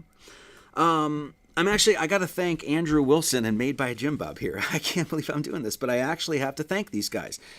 And it's just, this is what it is. And you always wonder why people come into your life, right? Like, you always wonder, like, why do I get, why am I talking to Mark Sargent right here? Why do I got the Jew in Mexico? Why did I meet this? You always wonder why people show up in your life. At least I do, right? And especially people that I find really fucking annoying. So, and people that haven't been honest with what we do at fucking all. Right, gentlemen? Yeah, we know. But I did learn one thing from Made by Jim Bob and Andrew Wilson and their little debate tactics and things that they do all the time. And that's how to grant people things and be charitable to them when having some sort of discussion or a debate or an argument. That's one thing I learned. And so that's what I'm going to... So thanks, Andrew Wilson, and thanks, Made by Jim Bob, for your insights. And then the rest of that about trashing on what we do here, you're a bunch of blowhards. So there's that. So I will thank those guys, because moving forward, I'm going to be full heart. What I'm going to do is I'm going to take this old fat Irish Wisconsinite heart, and I'm just going to plop it on the table here. That's what we're going to be doing. I'm going to grant everybody what we're going to talk about moving forward. I'm going to grant the most I can possibly do. I'm going to be as charitable as I possibly can. I'm not going to make any accusations. I'm not going to jump to conclusions, and I'm just going to say, moving forward, that I believe you guys. Okay? We'll get back to that. And I'm going to invite, not for the next month, because you're not going to hear from me, because I'm taking a sabbatical, but after that, I'm going to offer Paul on the Plane and Robbie Davidson onto this channel right here, this church service, for a live church service, so we can have an open conversation about all this stuff. No accusations, not jumping to conclusions, all of that sort of stuff. And in fact, I will say this. We're going to be discussing Mr. Robbie Davidson, and I'll explain who these people are. Mr. Robbie Davidson, Mr. Paul on the Plane. We'll be discussing a lady named Patricia Steer moving forward. I'm just going to say this. anytime I talk with you guys, if I ever have a conversation with Jaron Campanella, I'm just going to let you guys know I'm off flat Earth. When I just specifically, I'm obviously not, right? Because no one is. But specifically, if I ever have a conversation with Mr. Robbie Davidson, Mr. Paul on the Plane, Mrs. Patricia Steer, or Jaron Campanella, I'm not going to argue flat Earth with you guys. I will just be charitable. I'll just grant everything. Yep, we're on a ball. I know it all too. I actually learned that shit. So it's not, we're like Earth, we're tilted 23.4, 1,037.5 miles at the equator, turning clockwise and 93 million miles away from the sun. It's like 864,000 miles in diameter, and the moon is 2,160 miles in diameter. It's like 400 times smaller, and the moon is 238,000 miles away. I know all that shit. I can dance that dance. So anytime that I talk or have any communication whatsoever with any of these people, I am no longer a flat earther. I'm with you. I'm on the ball. For the sake of that conversation. Do you understand what I'm saying? Because I'm going to be as charitable as possible. I'm going to grant everything. I'm going to stick that stupid Irish heart on the table and say, I believe you guys. Okay? And I will say this, once again, this is what we will be moving forward with this church. It's a Bonnieism. Jennifer, you know the Bonnieism, right? Which one? I'll let my wife catch up.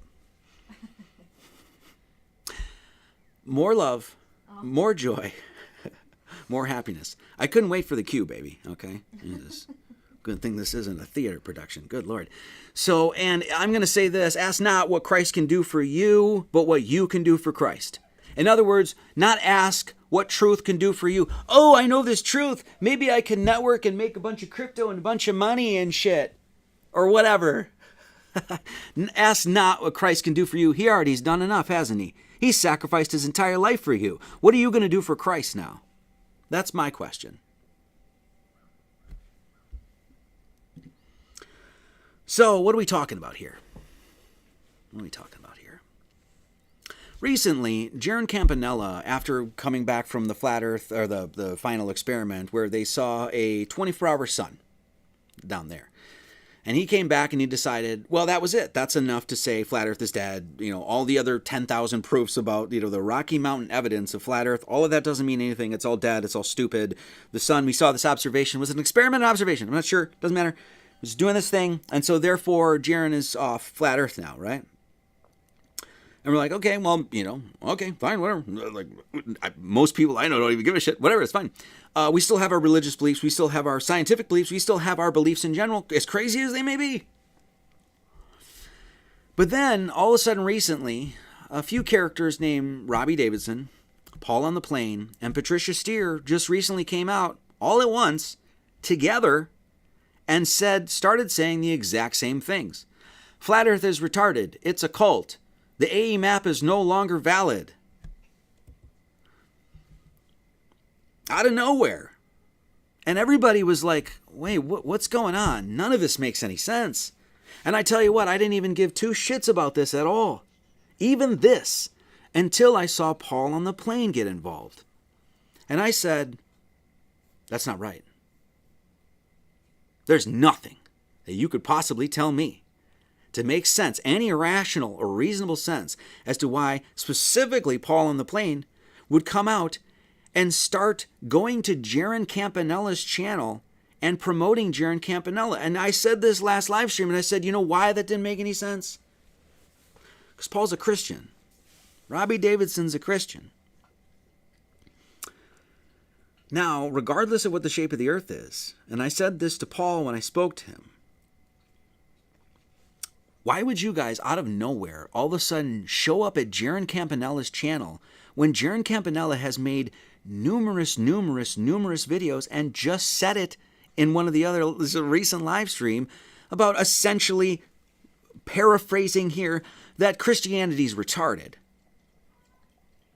Regardless of the shape of the earth, why would two hardline, longtime Christians show up at Jaron's little channel there and start promoting Jaron, regardless of the shape of the earth? Because, once again, I wouldn't do that. I don't mind going on Jaron's channel, and I've done that before. We'll probably talk about that moving forward. No problem there, because I want to support the community and things like that, right? Well, that's not what this is right now. This is them going to the channel and being like, yeah, I'm on Jaron's side now. So when I saw Jaron go live with this video that he called The Liar, The Lies, The Liars, and The Lie Too, The Flat Earth, and it's all lies. Before the show, you can even see this is 5 minutes before the show's even going on. And who's in the chat? Celebrate Truth. That's Robbie Davidson. You could see, oh, Patricia Steer, good name, good to see you. Hey, great move, Patricia. Patricia Steer's there. Patty, I just chatted with Christopher Crum earlier. He says, I don't know, anyway. Patricia's there, and then you can even see there's X Flats, and Paul on the Plane is in there too. I'm not sure if there's one person that mentions Paul on the Plane there. Paul on the Plane was there too, and he even told me he was there. He spoke to me privately and said, and I saw that and I said, that doesn't make any sense. There's nothing rational or reasonable. There's no reason that those three people out of the blue just start talking. We haven't heard from Paul on the Plane in years. Paul on the Plane essentially left Flat Earth because, as far as we know, he was busy with his job, busy with his family. Great. Good move, right? Stop making content. Go love on your kids more. Absolutely. Not a Flat Earther I know was like, oh, it's really upsetting that Paul on the Plane took time off for his family. Nobody I knew said that. They were like, fine. So that was fine. Paul on the Plane's gone. Now, next thing you know, Paul on the Plane shows up and he starts being like, globe. What? Well, I gotta watch what I say. Dr. Zach, who I don't even know this guy. I have never watched Dr. Zach. I'm sorry, Dr. Zach or Zach F.E. I don't even know what your name is. I've never seen one of your videos. In fact, when we did the Flat Earth Roundtable, it was the first time I think I'd ever even seen who you were. I don't know. I just don't know these people. That sort of thing. So Zach said, hey, I have a question, Paul on the Plane, Paul Lindbergh. You shared 2 of my videos and you blocked me on YouTube. Have I disrespected you anyway? Paul on the Plane was gone. No one even heard of him. Not making content, not pushing the Flat Earth, gone. You've never shared anything from my channel. So all of a sudden you come out of nowhere and you start sharing flat Earth videos from other people's channels and trashing on them, right? Basically, it's maybe not even trashing on them, sharing them. I'm not going to jump to conclusions, whatever. Okay. But, sharing them and be like, this is Flat Earth's over, And he says, I don't attack people personally. I just go to those on flipped on us and called us stupid and started bashing flat Earth just to boost their views. So it's like, it didn't make any sense to him either. It's like, why would you come out of nowhere, right? And then we have Robbie Davidson. Now, I spoke at the Flat Earth International Conference in 2018. In fact, Dave Weiss was the one. I wasn't even going to go. Dave ended up buying my ticket. He's like, Marty, you got to be there, right? Dave's going to get mad at me. So, anyway, and so Mark Sargent left that conference because of the whole Logan Paul thing. Because as far as we know, that Logan Paul paid Robbie Davidson so that he could go there and have a spot and stuff like that. And so Robbie Davidson is a guy that set up the first few Flat Earth International conferences. He is a hardline Christian. We already know that the Bible doesn't say anything about heliocentrism. He's been talking about it for 8, 10, whatever, how many years now, right? And set up the first Flat Earth International Conference. This is where I met some of these people. To my right there is Paul on the Plane. To my left is allegedly Dave, who's fucking crazy. Dave on tap there, Dave Weiss. That's the first time I met him. Don't we look young, Dave? Look at us. Look, I think we've been in the foxhole a little too long. Looking pretty haggard, aren't we? Yeah, the carry stress in the jaw, huh, buddy? Huh, bro? So this is where I met these people. And everybody passionate about Flat Earth. So then we see, once again, there's, these guys just show up, and next thing you know, it's like, and one of the things that Robbie had said is this. He said, hey, we are growing in numbers. Many more names will be coming out. How do you know that? Do you know something we don't know, Robbie? I don't know. So Robbie, out of nowhere, posts this and says, hey, after much thought, research, and consideration, I've come to a new conclusion about the shape of the earth. I was wrong. I'm sorry. By the way, this verbiage, and I was gonna actually read the letter, but I'm not going to, is the exact same verbiage that Patricia Steer used to write to Mark Sargent. He sent me the letter. So there's 2 people, Patricia Steer and Robbie Davidson, who automatically and Paul on the Plane, who come out of nowhere, essentially flip, and now they're hating on Flat Earth, it's a cult, blah, blah, blah, blah, blah. And then 2 of them use the exact same verbiage, almost as if it was written for them. Or one wrote it and then said, here, just use this. So they couldn't even be creative about their output in telling everybody that they're no longer flat earthers. So everybody's seeing this and saying, hey man, this is kind of stinky. This doesn't make any sense. Here's Robbie, and of course now Robbie's channel is called Flat Earth is a Cult. And I said, okay, well, who's our cult leader? Eric Dubé? Oh, please. Not this guy. That guy needs a steak. So, and then there was this. I'm going to Antarctica to do science experiments, right? No, actually, was it an experiment or an observation? Even your memes suck. To do science experiments, right? It looked flat. So from Celebrate Truth to Flat Earth is a Cult out of nowhere. Same talking points everybody seems to have. What is it now? It's a cult, guys. I was in the cult, and now it's a cult. Interesting. Well, guess what? This cult member just gave Paul on the plane a call and said, let's just talk. I'm not hating on you. I'm not accusing you. There will be no accusations. I just want to talk. I want to have a Christian fellowship.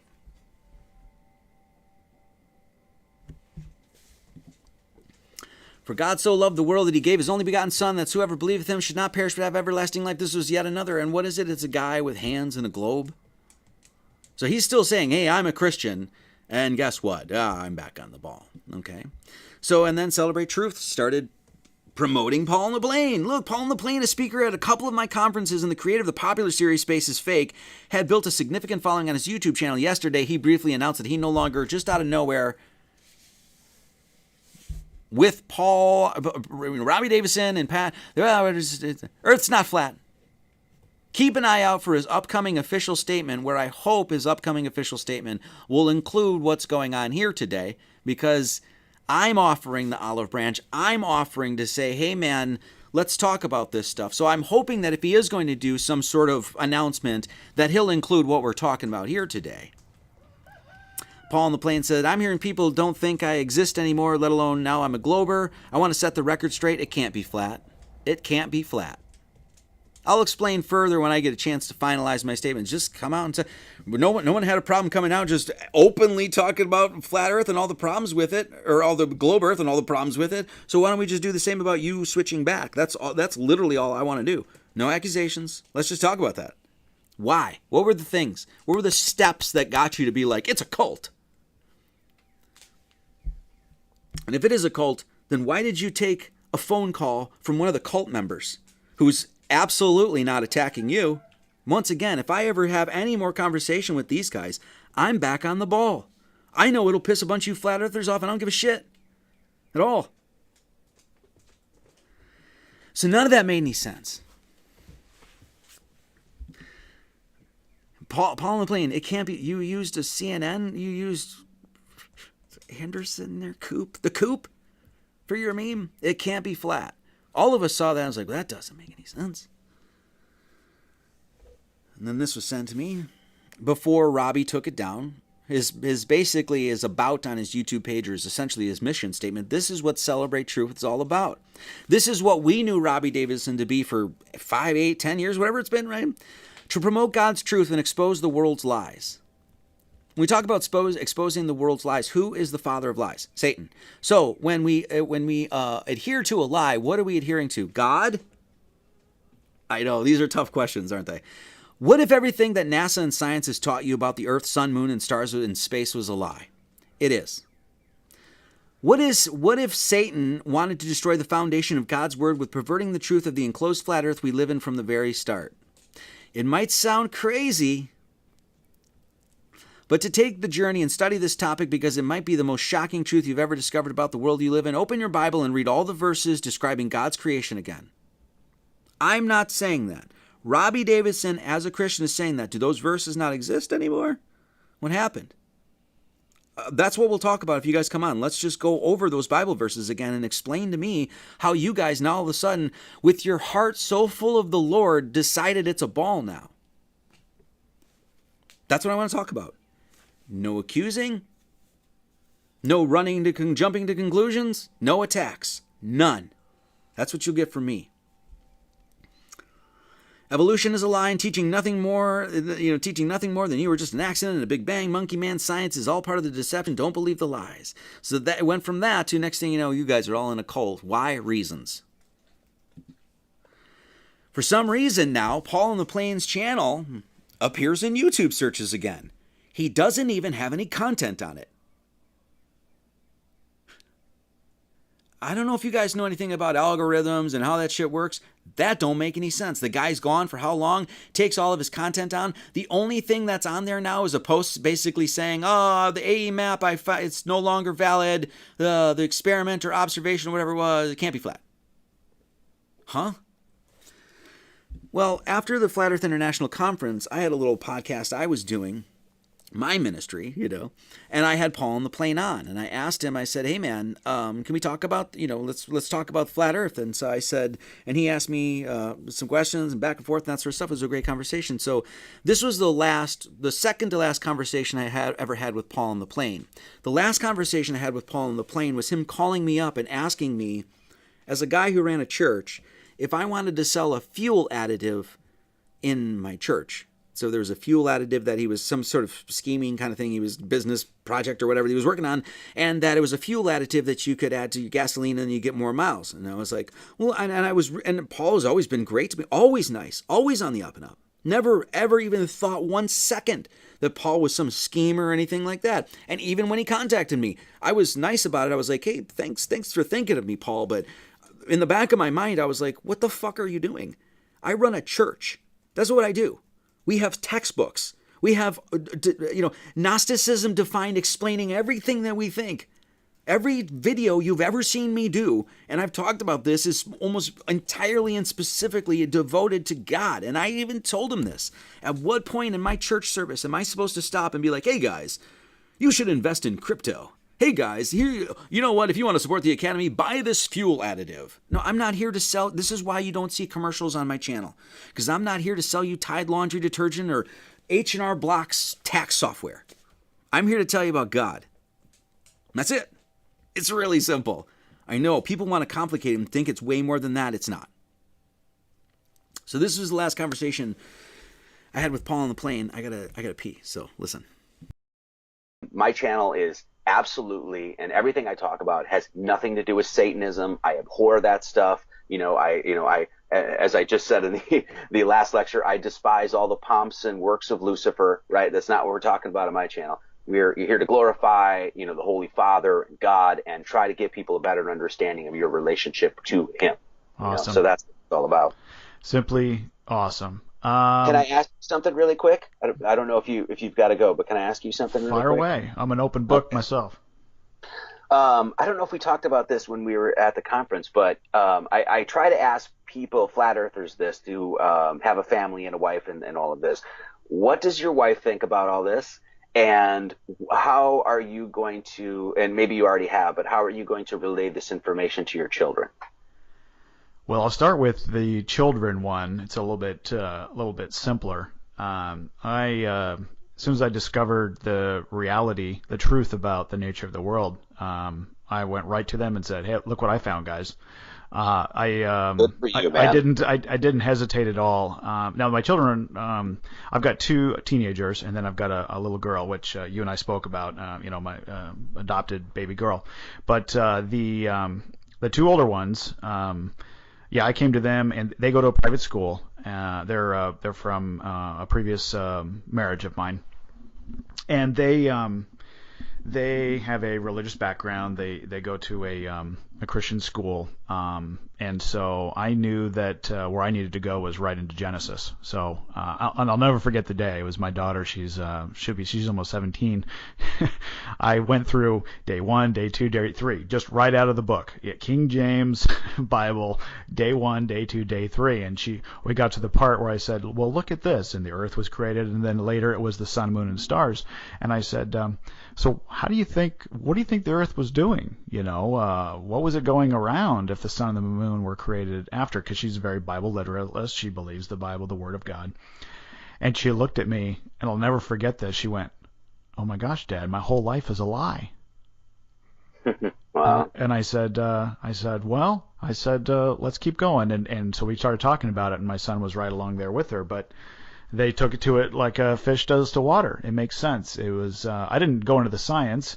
They have a very strong faith in the Bible and the Word of God, and so that's where it went. Now, since then, we've got into the science, and we've talked about curvature and motion and the sun, moon, and stars, and just how it all relates, and that kind of obviously firmed it up, because if there isn't any science, because that's what they're bombarded with, is that there's science for a globe Earth spinning and that sort of thing. So I had to attack that as well, reinforce their faith in the Bible, which is a beautiful thing. The walk that they have and what's all happened, in the last about 2 years now, about two, and I guess a little almost 2.5 years now, has been great. It's drawn us closer together, and it's been wonderful.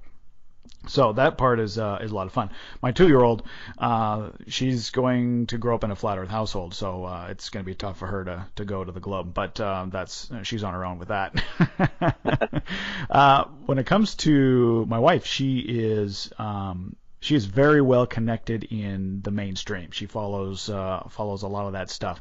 Been very difficult for her to embrace some of this stuff. At the end of the day, she's 100% supports what I'm trying to do, which is just wake people up, stay in the conversation. I do tests and experiments, and I get involved in things. She's been a big supporter of that. She doesn't want to be in the spotlight. She doesn't want to be part of it. Very, very concerned about the perception in her groups and things like that. She cares about the truth. She is really big, and how this all started was with vaccines for us. As we were investigating in depth vaccines because of our new baby girl and the decisions that were faced there, she's the one that actually saw this mention that the flat Earth was a conversation in one of a Facebook group she was conversing with people about vaccines. She's the one that came home and said, "Hey, did you hear that there's people that think the Earth's flat?" And I went, "Ha, that's crazy. How can anybody think that? Pictures from space, all that stuff." 4 days later. Yeah, 3 or 4 days later, I was like, "Holy S, baby, this there's some truth to that." But that's the nutshell version of how I even came to understand that flat Earth was even a thing. So that's conversation. That was literally the second to last conversation I ever had with Paul. Never once would I ever think Paul would, there's never been a jerk. He's always been straight. He even said to me, he's like, "I'm an open book. I'm an open book too, man. Why are we closed now? What happened? Why, if we're an open book, go ahead, ask away, Marty. Why do you now need to get time together to prepare a statement? Is something keeping you from being an open book?"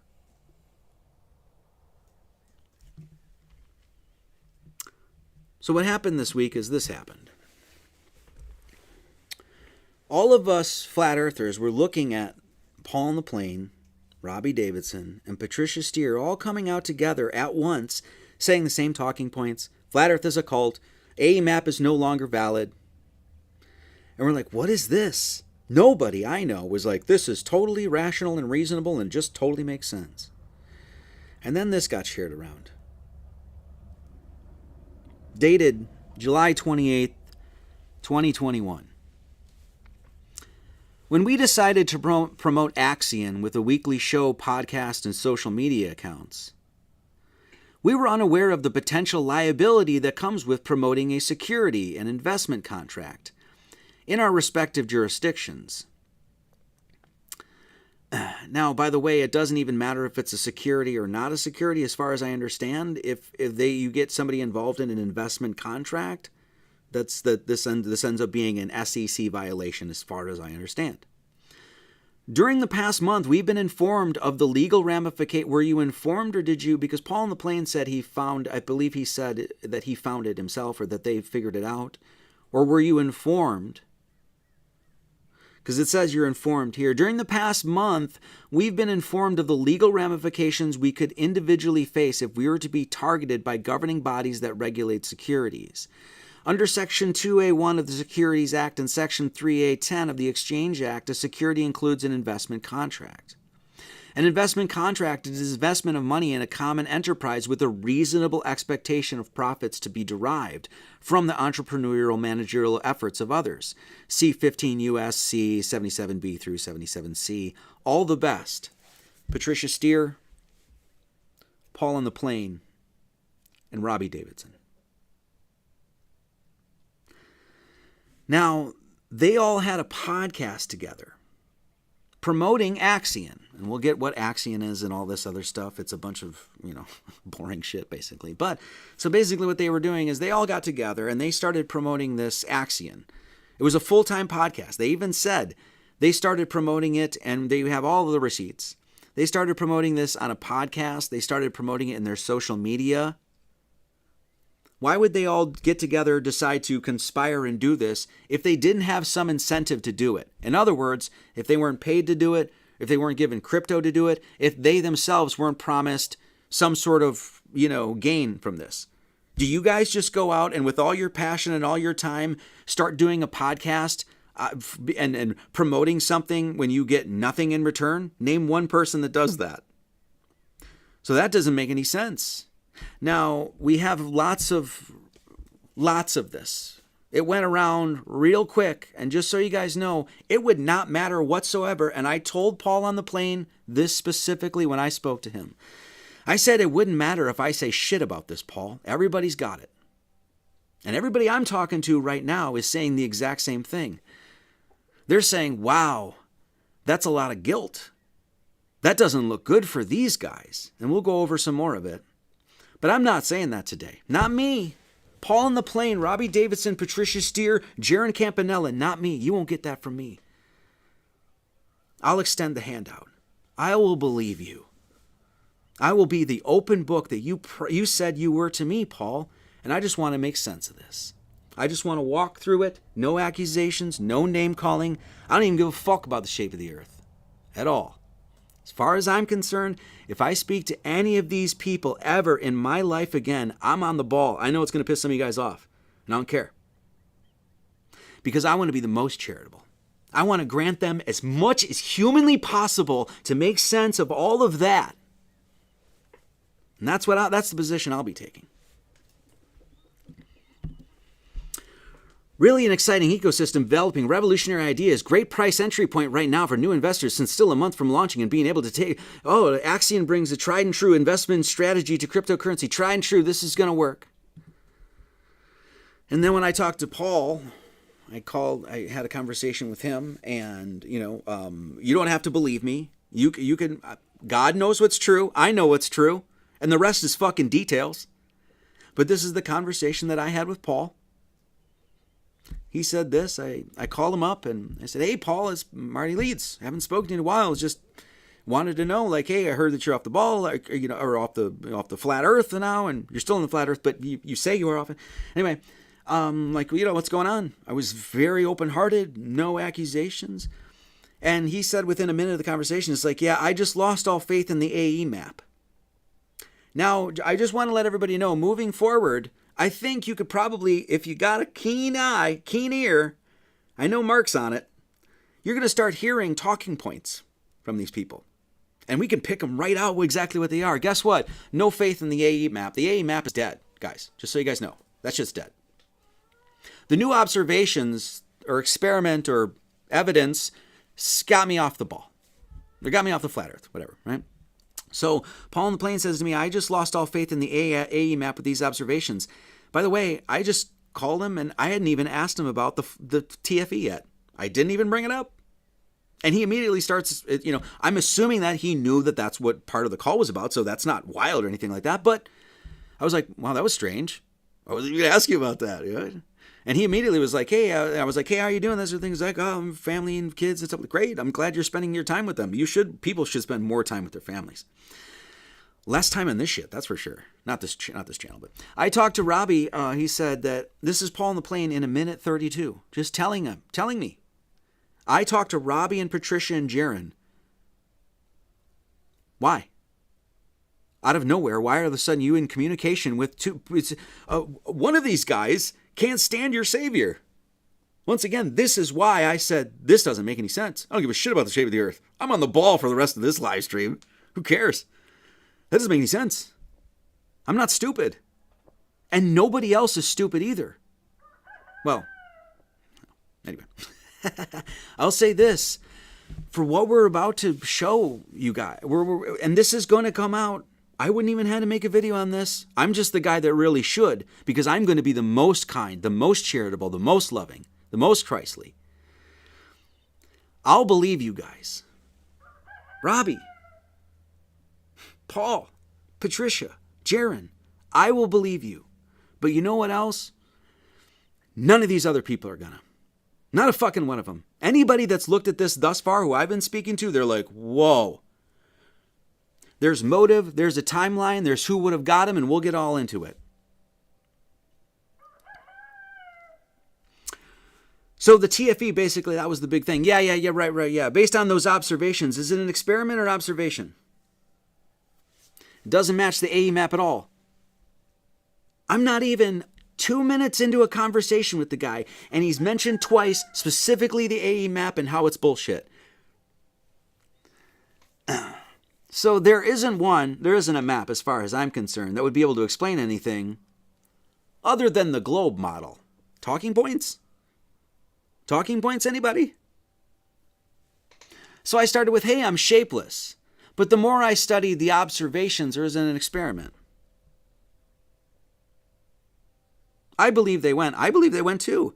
In fact, just so you guys know, once again, to be as charitable as I possibly can, who was the asshole that came out and said, hey, everybody's being immoral right now? That was Brother Marty. It's so funny. One of the most trustworthy people in Flat Earth is the guy that's pro-Freemasonry. Could you even make this shit up? It's like the story. It's just insane. So, and then he ends with this. He said, it was a long conversation, and there's, it's fine. It's between Paul and I. That's it. And God. He said this, I don't believe Satan turned the sun into a plasma ball to fool anybody. I don't think Satan turned the sun into a plasma ball either. Dave and I said a bunch of Satanists faked the sun down there with some fucking high tech. And now I'm more convinced of it than ever. Why would Paul out of nowhere? And how did he know about the plasma ball? Dave and I were the only ones that even talked about it. You're talking to the guy that fucking made that video. How do you know about it and don't know that I know about it? That doesn't make any sense, Paul. None of this made any sense to everybody because everybody knows once you go flat, you actually never go back. You don't. You know why? Because once it's just as Paul was saying to his daughter got it, and she's like, oh yeah, maybe I'm being lied to about everything. The mountains of evidence tells us there's, so then if we have one anomaly that we don't understand, that does not make anybody with a reasonable heart and a reasonable mind just be like, well, I guess all of that shit doesn't make sense. There's nobody that's still on flat earth that essentially was fazed by that at all because I'm like, well, okay, even if there is a 24-hour sun there, which at this point, I don't believe a fucking word that comes from any of those people and anything that came out of that. And neither should you. I'm not telling you what to do. But, one little anomaly doesn't make you forget about the 10,000 things that got us here in the first place. That was so overwhelming that made us come out in total social ostracization, as I say that correctly. All of that forced us to do it. You don't look down in frickin' South and wherever and does this. The next thing you know, I guess all of that other stuff. None of us did that. These guys did, though. And then they're not explaining themselves at all. And then they all work together. Once again, I'll believe you guys. I will believe you. Whatever you tell me. But you know who's not going to believe you? Literally anybody else. And this is why I had to do this video today. Because nobody else would have done this. All of those other flat earthers would have made this video with vitriol and fucking, blood from their teeth and so angry. That's not what we're doing. Nope. Ain't happening. So they promoted the shit out of Axion. They had a podcast. They had a YouTube channel. They were told, guess what? You guys were violating SEC violations. And we'll get into that, okay? And this is so... all you have to do here, ladies and gentlemen, is follow the money. It's an age-old tactic, right? It's like, how do you get to the bottom of this stuff? Well, just follow where the money goes. Money goes to one specific place, and that's the promotion of a Bitcoin, which would have been, as we'll see, as far as we understand, some severe SEC violations. Next thing to know, all of them come out. Flat Earth is a cult.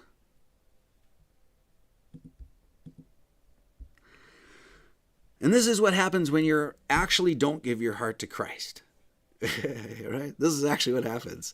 And this is what us Gnostics talk about all the time, that we don't follow men. We follow God. We don't idol worship. We don't like, oh, this guy looks like he's got his shit together. Let's just go give all of our attention to him. Well, that's what these guys did. And this is what I mean, we have the proof that this is what they did. They saw this Richard Hart Schuler guy who's formed X. Hex is the name. Which, by the way, hex, isn't that interesting? I mean, it's just a hexagon, I get that, but isn't that like a magical term? Like they're casting a spell on you?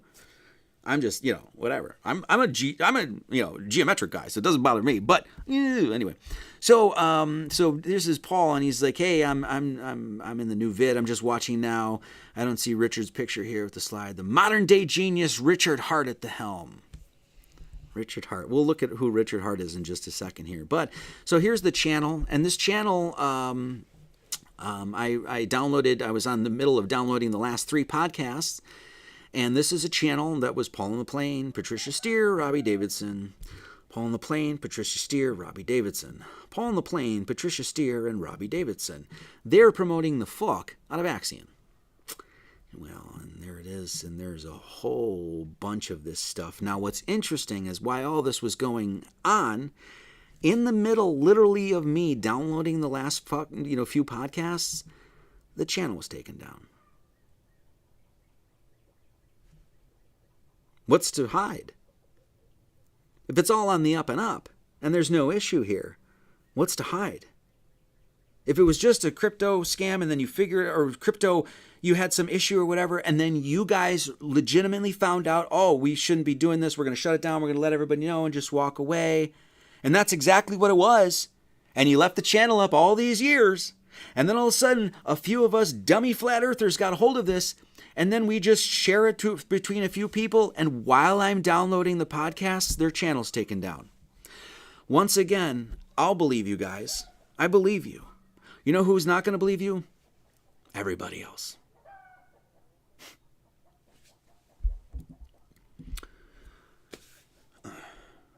An SEC violation, Security and Exchange Committee, something like that, right?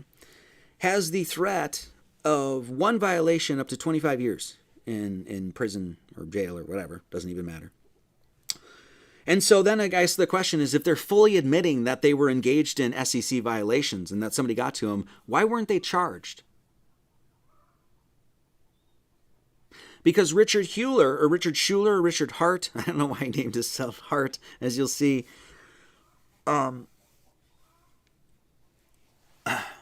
he was brought into court about it.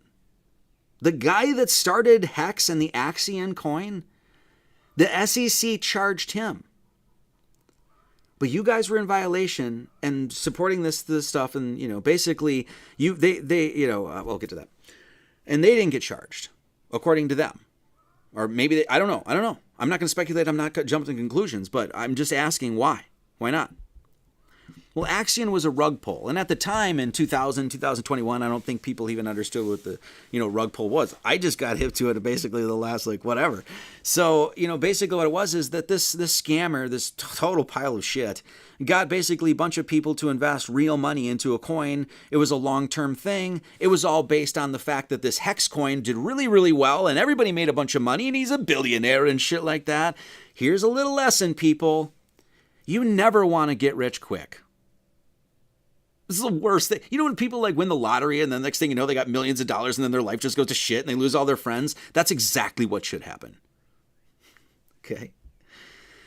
So this is Axion. This is 4 years ago. Just a big snowball going downhill. And a lot of people that invested in Hex made a bunch of money. And so they're like, this is the next new thing. We'll take all this and we'll dump it into this. And this guy, I could guarantee he knew what he was doing the entire time. He's like, I'm going to take all their real money. You're going to invest in a bunch of zeros. And next thing you know, you'll be out your savings. And everyone we know that invested into Axion, I've spoken to several people. Paul on the plane told me this himself from his own mouth. They lost, paraphrasing, because Paul on the plane wouldn't use the potty mouth like an Irishman. They lost their asshole. That's what happened. Join me, Patricia and Paul, today. Don't miss Axion's next live broadcast. Guess what I'm doing for the next 24 hours? A Bitcoin venture capital action launch party. Why would you stream for 24 hours if there was not some incentive on the back end or something for you to do any of this? This is from the Axion podcast. This is episode, there was 27 episodes. This is episode 26. Episode 27 happens.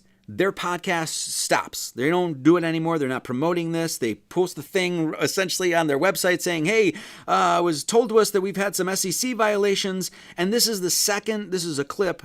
And Patricia Steer specifically said that somebody should cut this out and post it. So this is why I'm doing this, Pat, if you're listening.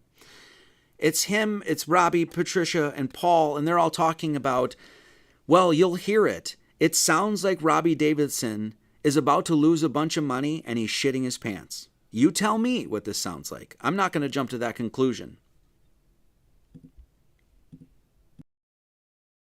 I think great idea, all these sort of things, having all these incentives, but we need to slow down on changing stuff and adding stuff. And we need to be constant to a certain degree. No one is going to have any type of confidence in a project that are like, okay, that's what it is now. Okay, I'm going to come back in a month and I'll bet you it's changed.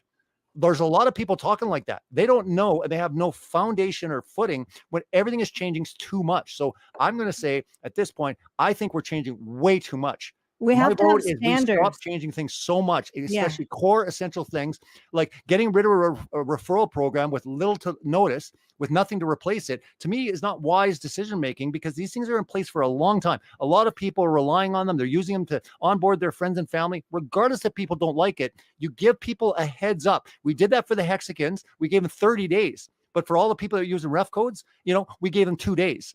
Stuff like this, it's essential. We have to be very careful when we're making decisions because people are watching, and overall the confidence level will drop, not because of the token or the fundamentals. It's because how am I going to be in something when all of a sudden I'm going to be voted out and something's going to change? So the votes have to be very carefully put together, in my opinion. We're changing and we're adapting. We're adding lotteries and we're adding all this kind of stuff. It's becoming gimmicky, to be quite honest. So I would like more of a confidence. So let me ask you guys, does it sound like Robbie Davidson has a bunch of money invested into this Axion thing? This is the second to last podcast before it falls. Does he sound like he's sweating? I'm just asking. I'm not going to jump to any conclusions. Read body language. Listen to the anxiety in his voice. Paul and Patricia are just sitting there. I think they probably see what's happening, and they're just trying to play it cool because they're in promotion mode. Is this what you see? I'm asking. When it comes to, look, man, we're getting Bitcoin 4 times a week. We've got solid fundamentals. We've got Axion launch. What else do we need? The desperation is there because guess what, guys? There hasn't been a lot of true advertising dollars being spent. Guys, maybe they're all waiting for V3, whatever. Once V3, in my opinion, this is going to unleash. Everything is kind of in place. It was like the final piece, and I've heard it from good authority that was like, look, once this was in place, we can really unload because these are problematic. So once we get to that point, I think, honestly, we are really going to go to the whole next level because everything is in place for us to go to that next level. But this idea of like, we got to do everything. We got to do everything. We got to add more bonuses. We got to give cars away. We got to do all this. No, we don't. All we have to do truly is increase wallets, get more attention to Axion. We've got to be sponsoring conferences. We've got to have our logo in places. We've got to be in front of a lot of cryptocurrency people, period. Forget soccer moms, forget onboarding no coiners, because cryptocurrency crowd are going to talk to their own friends and family and say, guys, you got to check out Axion. It is a steal of a deal. Remember Hex? Yeah. They're there, right now. We can jump on right now. We've got a huge marketing opportunity come up. And again, again, you hear what he said? You remember Hex? Go talk to the crypto people. This thing, it's starting to slip. I got $150,000. I don't know how much money I got invested in this. I got a whole fucking load of money invested in this. And, the people that are running it, they just don't really seem like they care. And they're moving in this and this. And then you can just say, you can smell the fear in his voice. And the rest will take care of it, in my opinion. So anyways, I just had to vent because I see a lot of stuff happening. And I'm like, come on, like, this is Axion. It's a sleeping damn giant. It really is. And we're sitting there like making it all gimmicky. Serious investors are watching that and they're like, these guys honestly change things from like on a whim, month to month. They could rip things out. If all of a sudden I'm looking at my Bitcoin calculator, I'm like, okay, I'm doing my budget. Oh, what? You changed it? It's gone now? Well, what is it now? Well, it's 2 times a week. Oh, it's 3 times a week. Oh, no, we changed it. We got to stop changing stuff so frequently, period. So Somebody needs to slice that out of this conversation. I'm just saying it. Robbie's I love the rants fact that the DAO is beautiful. Don't get me. Somebody needs to slice this out, Robbie's rant, and say, okay, I'll be that guy. I'll do that. So you tell me. Now, Patricia Steer, let's talk about this a second. So, with a podcast in which they're overtly a 24-hour stream promoting Axion, which took a tank, we know that according to them, not conspiracy theory, that they were engaged in illegal activity. They're telling us that these are major SEC violations. Then, after all of this, they don't get charged and anything like that. And then, where is it? Oh my God, I cannot find it now. That's okay. Shoot, I'm sorry. That would have been good. Where is it? It doesn't matter. Then Patricia Steer basically gets, this was, I think in January, posts on her Instagram account that she buys, there's a new BMW, I think it's BMW is what it is, right? Or Mercedes-Benz, I think is what it is. I don't know. I'm not a car guy, right? And I don't know how much this car is, but, people were telling me like the base model is like 100,000, 150,000. I don't even know, okay? But why is it that all of a sudden, involved in this crypto thing, you lost your ass, you had an SEC violation, and nothing happened, and then you have money to buy a brand new Mercedes-Benz? I don't even know. Right now, I'm like, I think we need to buy more buckets for my shitter. Anyway, so none of that makes any sense at all. Oh, there it is. There it is. So I don't know how much that is or whatever, but if you lost your ass in crypto, which we know you did, everybody did, then you must have had a bunch of money just hanging out for that. I don't know.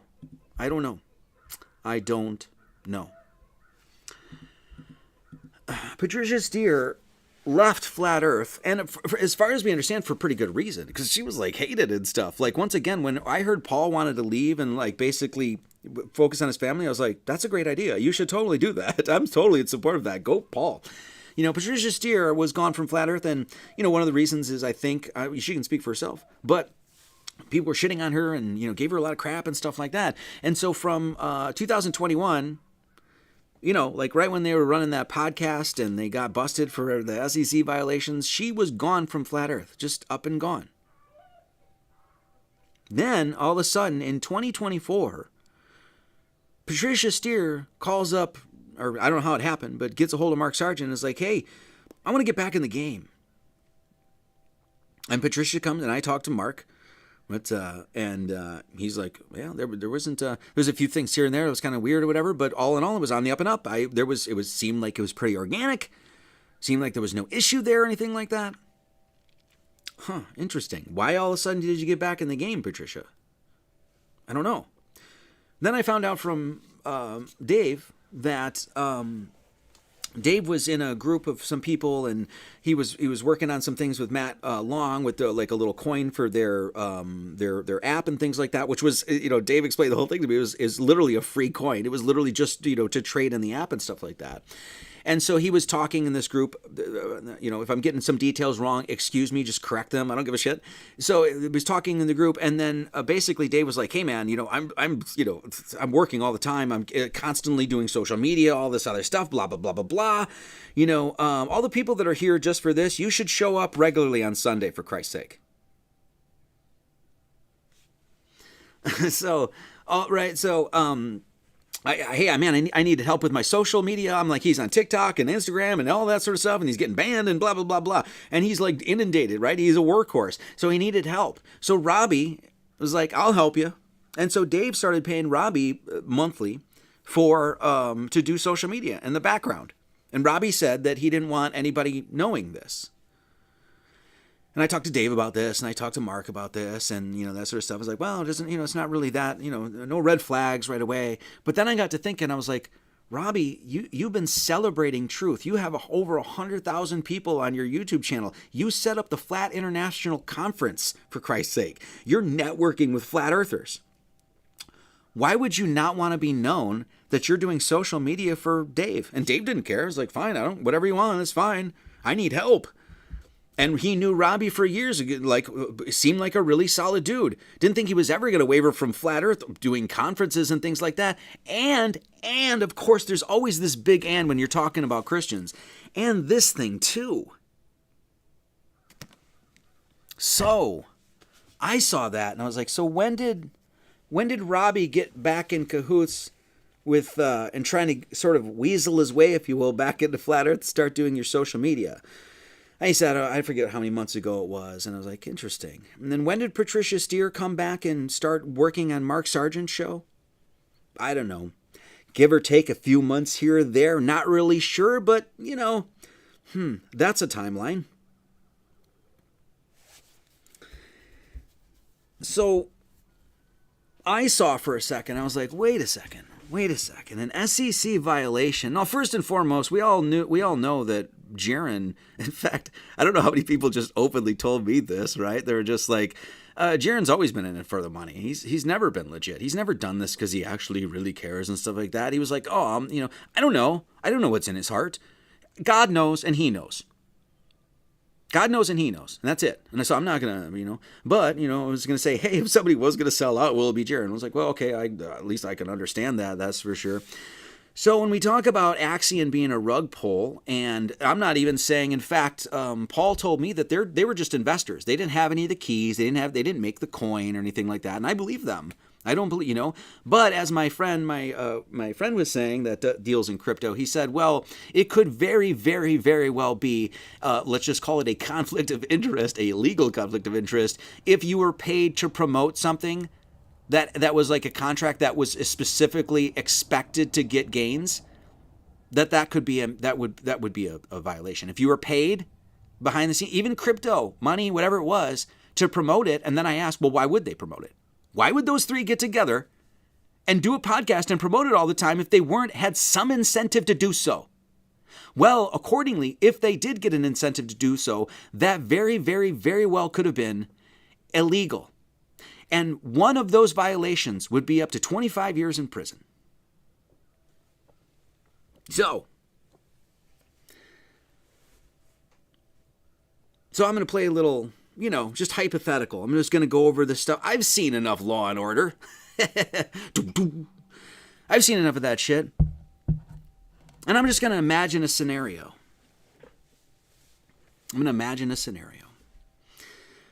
Little lady named Patricia Steer finds out the earth is flat. Is excited about it. Oh my God, this is a conspiracy. Oh, amazing.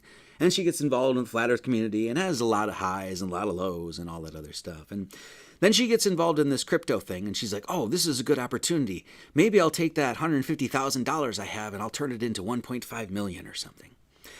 And then she gets involved with some of these guys that she trusts and knows. Paul in the Plane, what a great guy. Hey, he even contacted me to say, hey, you want to get involved in some? I'm like, no, thanks though, Paul. And then they start doing their podcast and they're gunning and they made money in Hex. So it's like, well, why wouldn't we make money in Axion? And then things start going and going and going. And next thing you know, hey guys, guess what? The thing that you were doing is actually illegal. And one violation would be 25 years in prison. I don't know if this is what happened. But I could imagine a scenario in which somebody from the SEC or the government calls up Patricia Steer and says, hey, honey, you know that crypto thing you were involved in? One violation from the feds, let alone anybody that you got to sign that contract that could sue you now. One violation is 25 years in prison. Fuck, you know those vegan cats you have? We'll throw the book at you. By the time you get out of prison, they'll be dead. You'll be broke. You won't have any money. You know those nice little, those vinyl LPs you got on the back wall and shit like that? Nah, those will all be sold in auction. The nice car that you just bought? No, you're going to wear an orange jumpsuit. You won't be able to have your vegan whatever. You'll be eating shit in prison. You'll be wearing an orange jumpsuit. No more makeup for you. You'll be a wrinkly old bitch by the time you get out, and no one will give a fuck about you, and you'll have nothing. You sure you still believe in the flat earth? Patricia, is that what happened?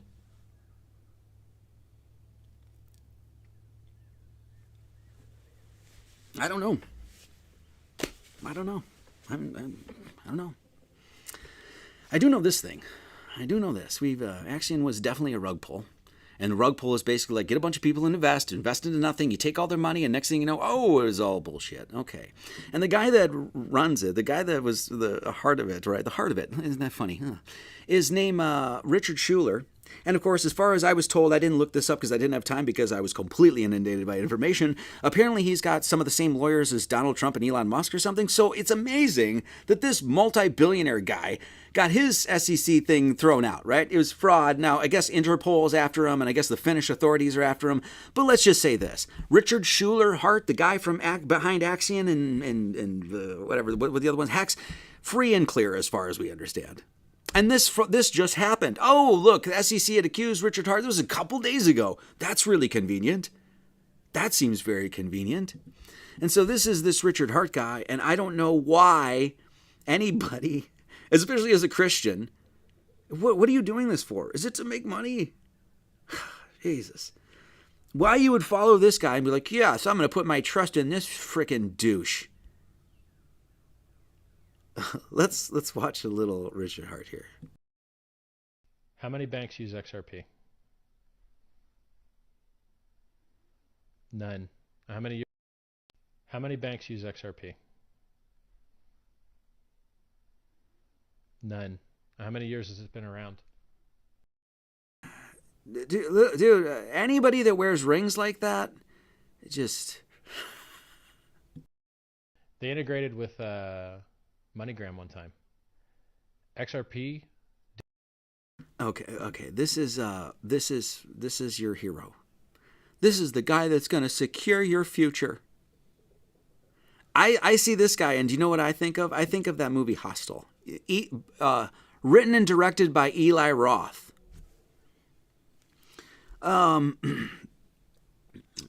This is like the guys the billionaires that go and like pay to torture people. That movie, you remember that movie? That I almost puked when I saw it. I was like, that's who that Richard Schuler Hart guy reminds me of. Somebody that would pay for that shit. This is your big crypto hero. Hey y'all, Richard Hart here, enjoying driving in America. I just gotta say, there's a lot of help wanted signs here, boy.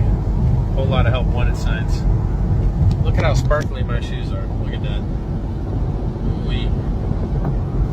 Anyway, how are you guys doing today?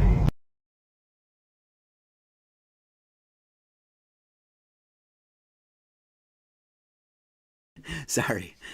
So never, like Will said, never trust a guy that's showing off his sparkling shoes. So you want to see my shoes? This is a 3-year-old Crocs that I got from Walmart. This thing is falling out. I put these on to go shit in my bucket. Hey guys, moving forward, I would say if you see somebody like that, I don't know. Maybe I would say I don't really think I should do anything with him.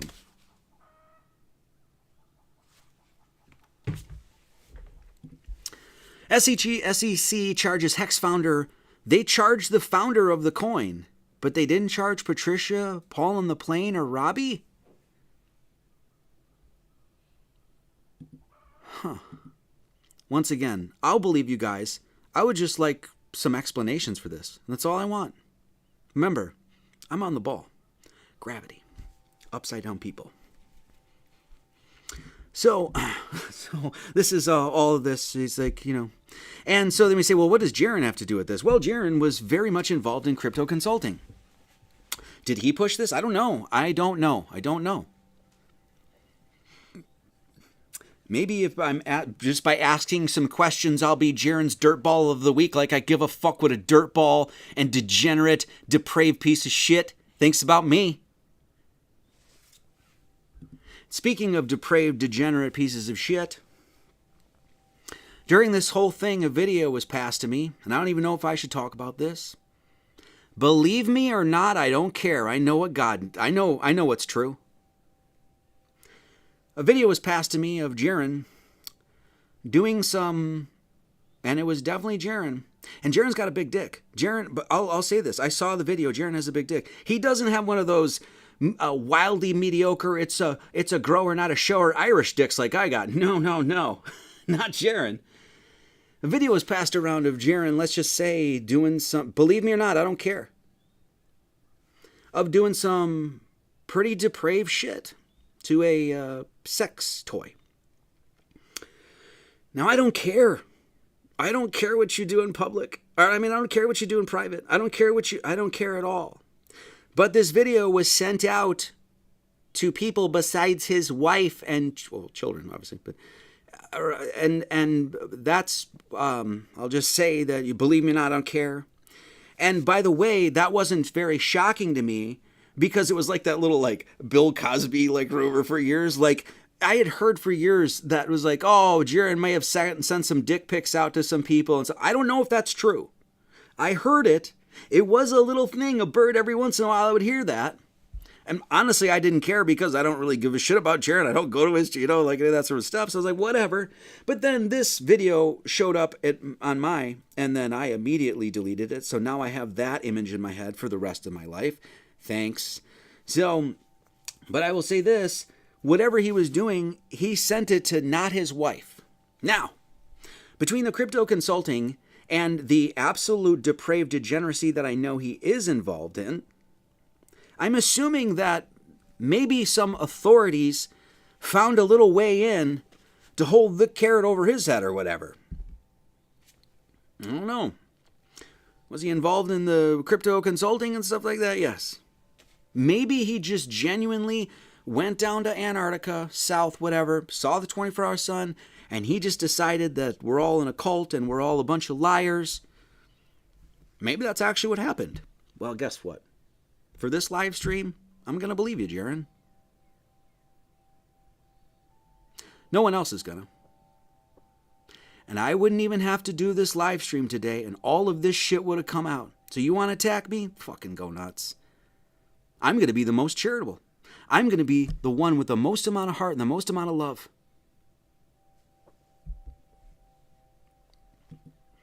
While I was watching, and this is a warning to you guys, and by the way, I talked to Taboo Conspiracy. I hope he doesn't mind I'm saying it. But I just got, quick messages back and forth in Skype and things like that. Nothing crazy. And, there was a few people that were going to release this. And I basically said, don't stop. Don't do anything. Let me do my sermon on Sunday. And then whatever you want to do is fine. Okay? Because this needs to be handled oh so gently and oh so carefully. And that's the nigga for that job. Okay. So as I was watching these podcast, I saw Kingdom in Context text in to their little podcast. And he said this: Easy Marketing Tools is interviewing on other YouTube channels that deal in crypto or financial investments. Their audiences will be savvy to the conversation. Now, there was nothing really wrong with this. I mean, I have zero issue at all with people investing, working together, working with one another, helping each other out financially. Hey, this might be a good investment here. Okay, cool. No problem with that.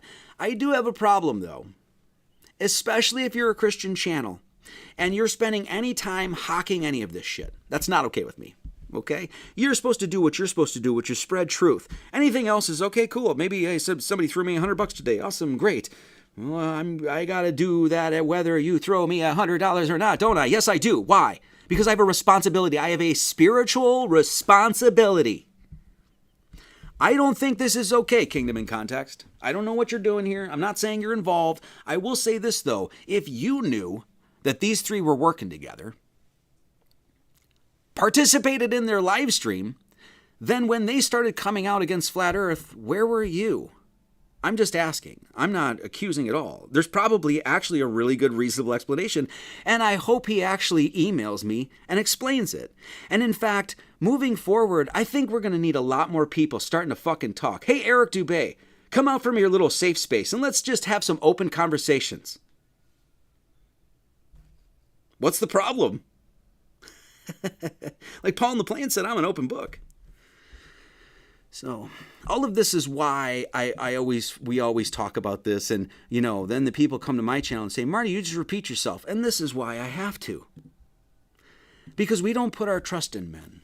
Gnostics, us stupid Gnostics, we don't put our trust in men. We put our trust in God. Because you know what? Men lie. They're schemers. In fact, we understand that this is where evil actually comes from. Here, in the mind of man. So there's just a little caveat for us, and this is smack dab in the middle of this old good book, which I'm sure Robbie and Paul both know. Smack dab in the middle of this thing is this verse, and it said, "It is better to trust in the Lord than put confidence in man." You're not going to see me ever put confidence in Paul in the Plane, or Robbie Davidson, or Jaron Campanella, or Richard fucking Schuler. I'm not confident that any of those people are going to bring me some retirement. No, my retirement will be with God. Now, I'm going to talk about this a second. I've never made any money on Flat Earth. That's actually not true. Well, let me explain myself. Have you ever seen this channel? Do I have a Flat Earth book? No, in one chapter in one book, we talk about it because it's our tenets of the order. It's literally a book about what we believe. It's not Flat Earth at all. Have you ever seen me sell a Flat Earth t-shirt? Have you ever seen a commercial on my channel? And if there is any commercial, it's because I used some music and then they forced a commercial on my channel or something like that. There's no commercials on my channel. I don't do any of this stuff and have never done any of this stuff for money. In fact, the only time that I specifically ended up taking money for a Flat Earth specific thing, I did all of these conferences. They cost me money. When I did the Flat Earth International Conference, I flew out myself. I put myself up in the hotel. I stayed with friends. It cost me money. When I did Flattoberfest, Karen B never paid me anything. She paid for the hotel. I had to fly out there, or we had to drive out there, whatever it was, right? It cost me money. I had to take time off work, whatever it was, right?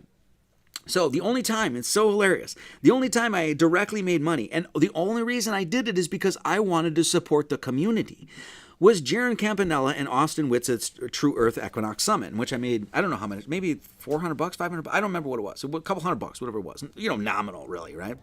It was like, in a regular job, it's like a couple days of work, right? So anyway, so I participated in this, and you could sell tickets or whatever, and it's like, hey, well, literally the only reason I did it is like, I could give this presentation anytime, I just have to turn this on, I can give any presentation I want. And I'll have people listen. Maybe it's only like 16 of you or something, but I will get people to listen. I don't need to do this. The only reason I did it is like, hey man, I want to support this community. Okay? So then you could sell tickets, and then honestly, basically it was all just people in the church that just wanted to support me, paid for the tickets. And that's the only time I've ever even made money. Otherwise, you know what Flat Earth has been... Taboo Conspiracy made a video about it. He's like, I made zero money. No, that's gross, not net. I made zero money on Flat Earth. I'll say this. I've lost money on Flat Earth over the years. This has not been a moneymaker at all. But as far as we can tell, for some people, that's, I'm not sure what they're in it for. I'm just asking. So... this is the Enigma. This is this Richard Schuler guy there, I guess the crypto hero here. The Enigma is the largest cut diamond in the world, containing 55 facets and weighing 555.55 carats. And this is the largest. The Enigma diamond was originally commissioned by and designed by input from Belgian gem expert. He's not Belgian. He's Jewish. Rand Gorenstein, president of the international fintech company RGM Global, etc., etc. The repetitive use of the number 5 in the gem's design is derived from the Hamsa, a palm-shaped amulet popular among Muslims, Jews in the Middle East and North Africa. So this Richard Schuler guy, anybody that reads that last sentence would know, oh shit, that guy knows the occult. That guy's an occultist. My people... The Gnostics can read that as like, oh, the Hamsa, the Five, the Black Rock. Oh shit, we're dealing with somebody who's an occultist. You know, that's why it's important. Maybe it might be important to follow the Gnostic Academy moving forward, so that you could, see this before it happens, kind of thing. So the Hex lawsuit was dismissed, as we said. And then we say there's the actual lawsuit to say, this guy's free and clear. He ripped off people, their entire freaking money, like all their savings and stuff like that, everything invested. But guess what? All of this was the United States isn't going to, even though this guy completely ripped off, literally, as far as we know, hundreds of thousands of people, shit like that, all their money and stuff like that. The United States government's not going to come down on him because, it was done offshore. Even though it affected tons of people in the United States and this guy totally scammed him, well, he did it offshore, so he's free and clear. Because, justice system. What did these people have in common with the organizer of the final experiment? Oh, Dave and I already covered that. Financial issues?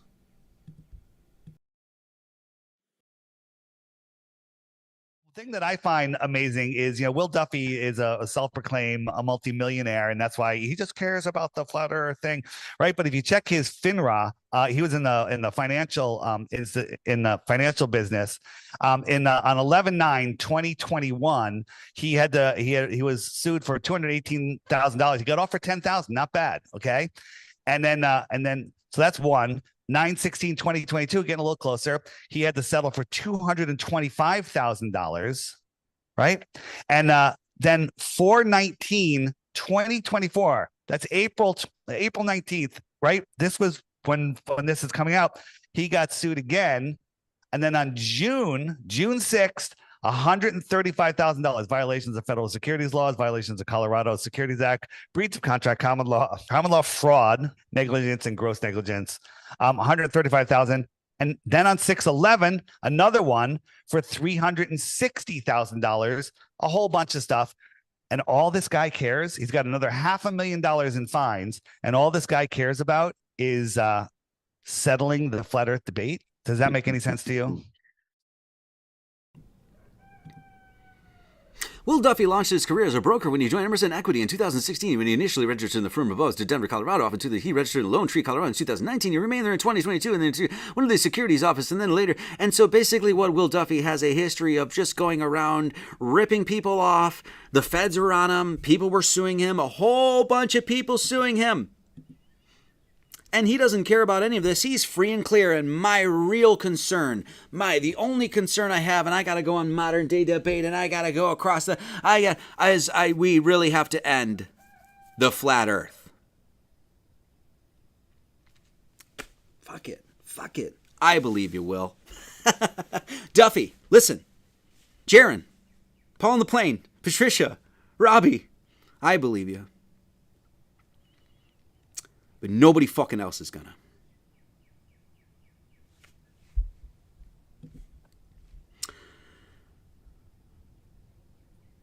Will Duffy was on Modern Day Debate against Nathan Thompson. Now, Nathan Thompson, I'm going to make some people mad here, but Nathan Thompson is a fucking walking embarrassment, okay? Just because we're on the flat earth doesn't mean I like all of it. I think the guy's annoying as shit, okay? I called him and bitched him out one time when we were in Hawaii, because sometimes Marty Leeds got to do that.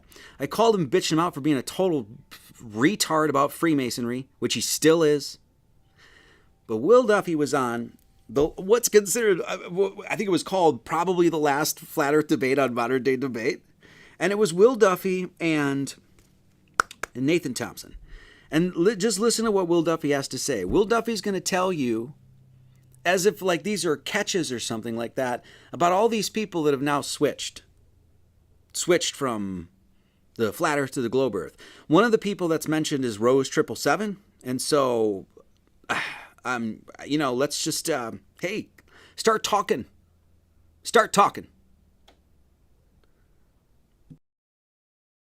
When I created the final experiment, I set out to end the debate over the shape of the earth. And I believe TFE has been incredibly successful in this regard. As evidence of this, there is currently a major exodus out of flat Earth, starting with Amarel from Canada, who was one of the first Patreon supporters of Eric Dubé. He saw the writing on the wall when Eric Dubé did not share his excitement about TFE going to Antarctica. Eric Dubé said for years that there is never a 24-hour sun at any time in Antarctica. Dubé also correctly asserted that the heliocentric globe model must have a 24-hour sun in Antarctica. Yet Eric Dubé did not think it was a good idea to travel to Antarctica to see which side was correct.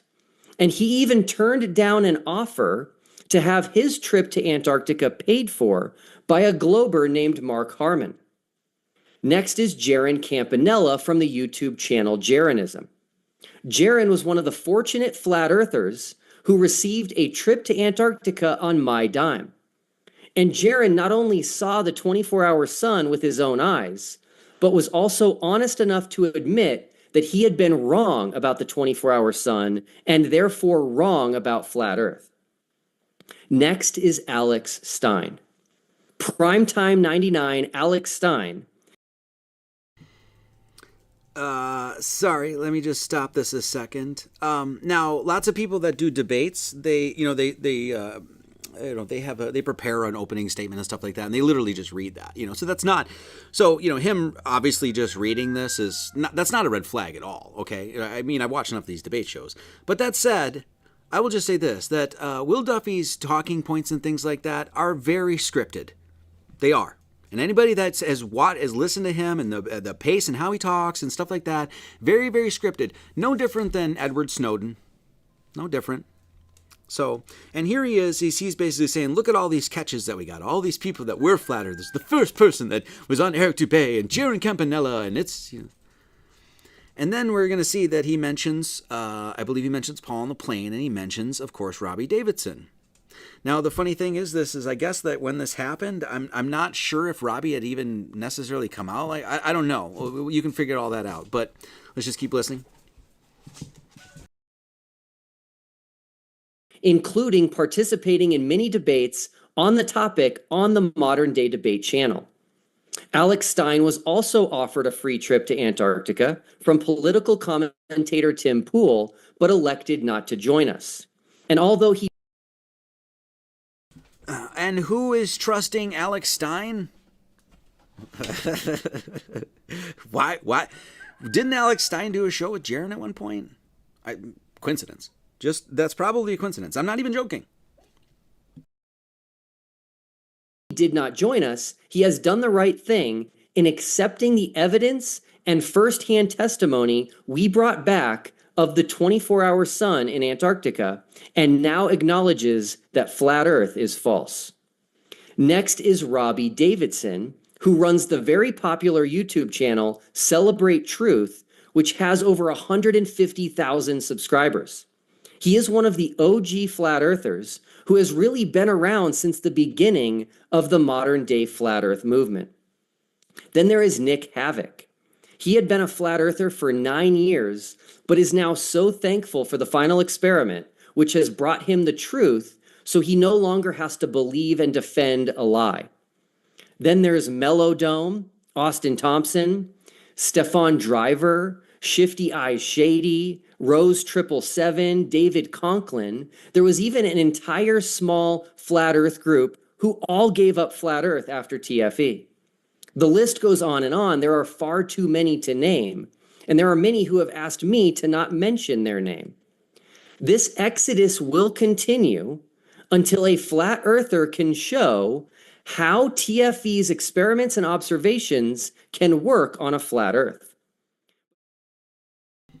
Now, what's so funny is that regardless of what you think about anything, he's already had a conversation with Joseph Hanvey.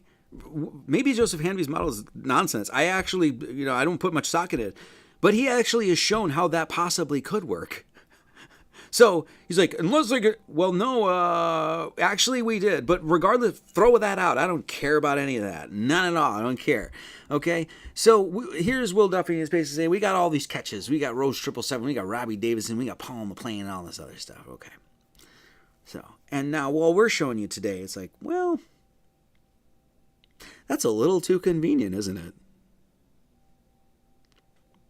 Meanwhile, I've been saying for a while, and no one wants to talk about it, and certainly nobody's calling Marty Leeds up to talk about this. And once again, for this conversation, I'm back on the ball, guys. Gravity. ISS, 17,500 miles an hour. Sun, 93 million miles away, except during perihelion and aphelion. Then we're closer in winter, whatever. I believe that. I believe it. Earth, tilted, that's it. We're back on the ball. Now, and then I said, okay, back on the ball. Explain to me squishy pants, son, because this is what I'm calling it. We have a bunch of 24-hour footage of the sun in the north. We have 2 videos of the sun in the south. One by the same guy, I forget what his name was. Please, somebody in the chat, if you would, post his name or totally space at his name. And we see the sun is squishing. Now, I prefer my sun to be the golden circular disc sun that God made. But apparently when you go south and you hang out with a guy who's got a bunch of SEC violations and what we know to be now is an absolute degenerate piece of shit. God bless you. This is what they came up. This is what they saw. They saw the squishy pants sun. Well, back on the ball with you guys. I'm upside down with you in Antarctica right now, and I'm sticking to that spinning ball due to the gravitational forces of the blah, blah, blah, blah. Now I want to know, why do we have a squishy pants sun?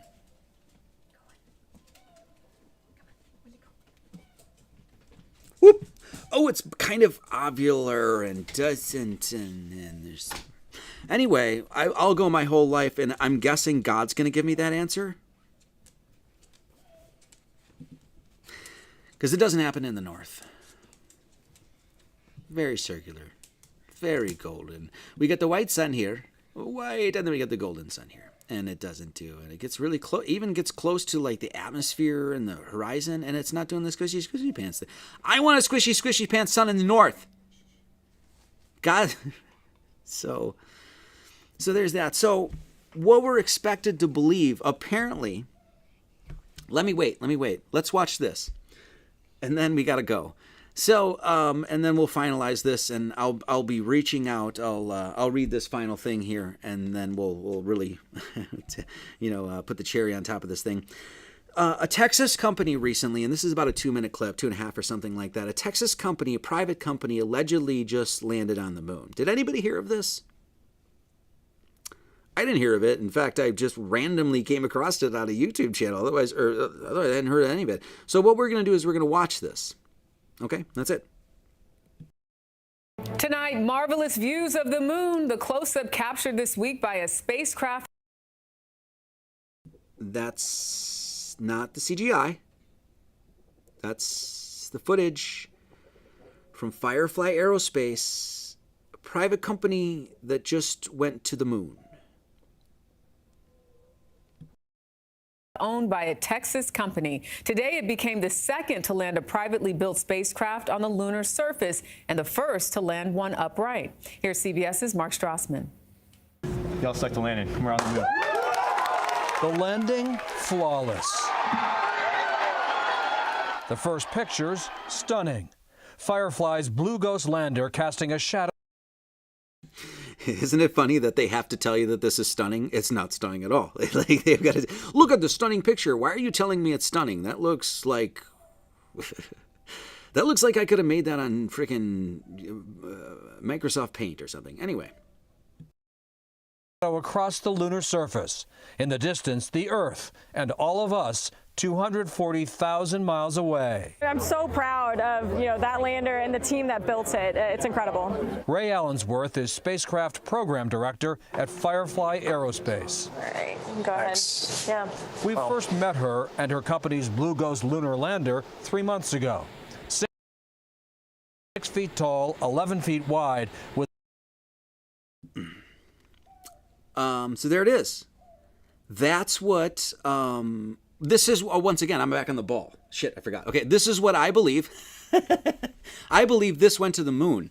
And I'm going to, in fact, hopefully tonight, MC Toon and Dave McKeegan would like to do a live stream together with me. And then we would like to know, what are those stickers made out of? Is that 10-year vinyl? Is this like, you know what? This looks good to me. I'm just saying, because I'm back on the ball. Like, if you guys are making fun of this, you guys are dummy heads. 4 landing legs now touching lunar dust. So there are cameras distributed basically all the way around the lander. Launched in January, Blue Ghost cameras captured video of its journey from Earth to lunar orbit. Its mission, deliver 10 payloads to the lunar surface for NASA. So if we kind of look down, you see over there, you see that spout kind of coming down? I do. So that's the drill, and it will deploy down and go into the lunar surface. This drill will try to penetrate 9 feet below the surface to measure temperature. Another experiment will vacuum up loose lunar rock and dust. Our payloads are collecting data so we can figure out what does it feel like to be on the lunar surface, to operate on the lunar surface. So all that data will inform when we actually return humans to the moon. It really does open up a whole new way. Okay, is that enough, right? I mean, is that enough? So accordingly, what we're going to be asked to believe, all of us flat earthers, that Robbie Davidson, Paul LaPlane, and Patricia Steer, who were all involved in a crypto scam, and they fully admit that they're involved in a crypto scam. They fully admitted that nothing happened to them, and that their re-entrance into the flat earth cult and telling us that it's a globe now is completely organic. Nothing to be seen there. Just forget about all this, guys. And we're supposed to believe that shit. That's what we're asked to believe. Now, once again, for this live stream, yeah, I believe that. Yeah, shit, why not? You know? Why? Because I want to just be so charitable. I want to grant them everything possible so that we can get to the bottom of this and make one lick of fucking sense of any of this. Now, most people that have, once again, a couple ping pong balls up in their old head there called brain cells playing pong up there can start volleying these ideas back and forth and saying, well, if this was some sort of court case and you were on a jury trial and you were presented the Paul LaPlane, that there's nothing to see here, their involvement in that crypto thing and losing their ass, and next thing you know, all coming out together, there's nothing to see here. If you were on that jury trial, would you believe them? Or would you believe, well, actually, that is motive, that is intent, that would be the threats. We'd see exactly who would have probably got to them. In fact, members of people of, the government that's involved with the SEC, of course, they wouldn't even have to have any, if they were charged, they wouldn't even have to be charged or anything like that, because instead of charging you guys, maybe you could just play along with this little thing that we got going here. I don't know. Let me say it again. I don't know. But I know this, that they're trying to make an arse out of you. They're going to show you a private lunar module caked in gold leaf and 10-year vinyl stickers that looks like it was made prior to 1969. Not only that, they're going to call the Australian Research and Space Exploration the slang for your ass.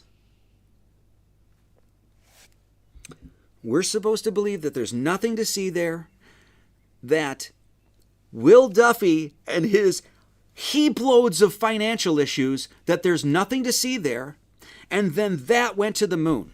That's what we're supposed to take. That's what they're going to ask us to be. Yes. Okay. Again, I'll believe you guys. You don't need to attack me. I'll be there. I'll believe you.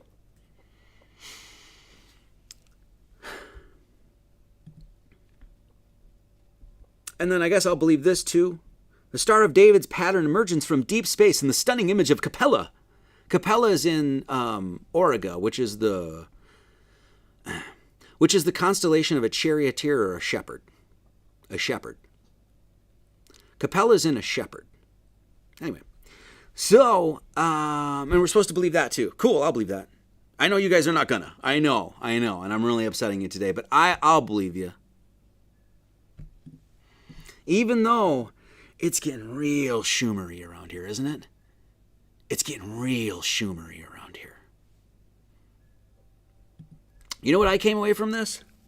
Especially after I started hearing all these talking points, and I realized that, oh, well, you know what? I know it might be crazy. I think they faked a sun in Antarctica. I think that's what they've been doing. Yes, very much so. Maybe that's crazy. That's fine. Yeah, lots of people think I'm I'm crazy for believing in God, let alone this. Fine.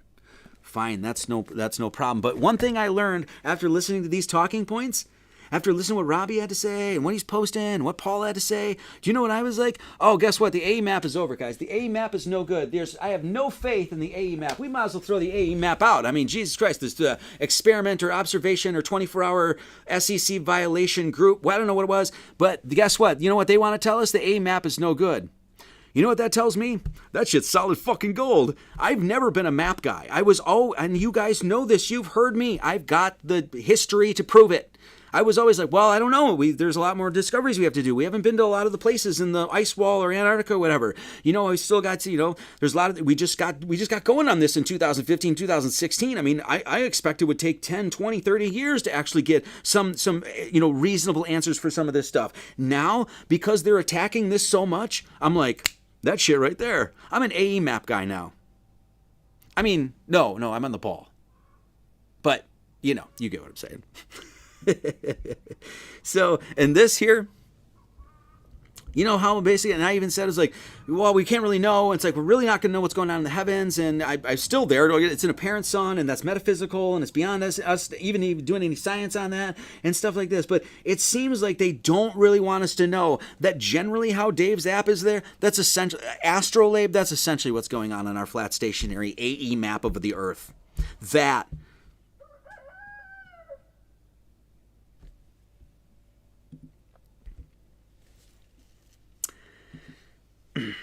Look, you can think it's stupid to think that we're on this.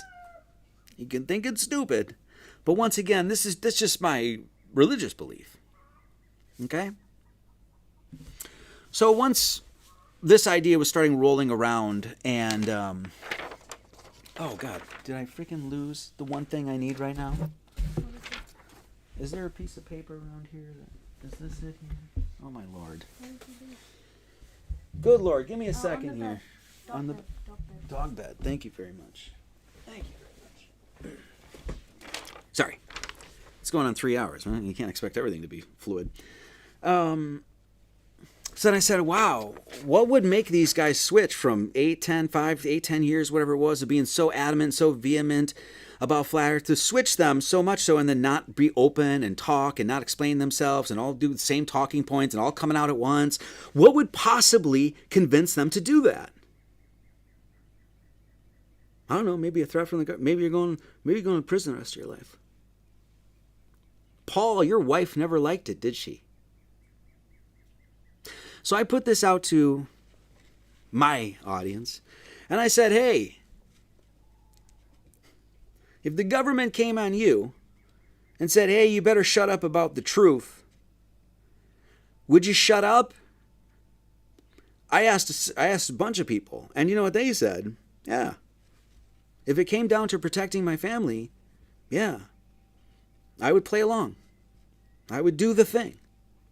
And I said, yeah, I totally understand that. Yeah, I totally get it. I'm 100% in agreement with you as far as like, yeah, you got to protect your family. But I also said this, if you don't stop it, you won't have a family. Oh, harsh words from Marty Leeds today. Getting right to the core of things. You guys, if we don't stop this, there won't be a family for you to protect. They'll make sure your family's dead, your traditions are dead, your race is dead. You'll be vaxxed and masked and fucking crawling around on on all fours. You guys seen some of that stuff, some of those videos from Syria and Gaza Strip? And I'm sitting here saying, guess what? Ooh, this is why people don't like coming to the Gnostic Academy. Because I'm saying that's coming to your fucking doorstep. And so you either say, hey, there are men that used to be able to leave their families, say, hey, honey, you know what, I may never see you and little Jimmy and little Bobby ever again, but I've got to go fight that war, because if not, they're not going to have a fucking ground to stand on. And they were willing to do that, to give their life up for their country, their nation, their family, their future. Now we got a bunch of men that won't even go out and say an uncomfortable thing in public because they're scared. So let's get back to that first part of this live stream where I said Marty's taking a sabbatical. Now you know why. So I sent this out to my congregation, and this is what somebody had said, and I totally understand. No, I get it. No ripping on anybody here. My personal take on the matter is that something obviously happened to Jaron, and as we can see, probably these guys. You don't just flip on this stuff. You don't just forego your spiritual, your religious understanding, all of the science, everything that you've been talking about and spreading for how many years on the drop of a hat and be like, well, I'm just not going to explain myself.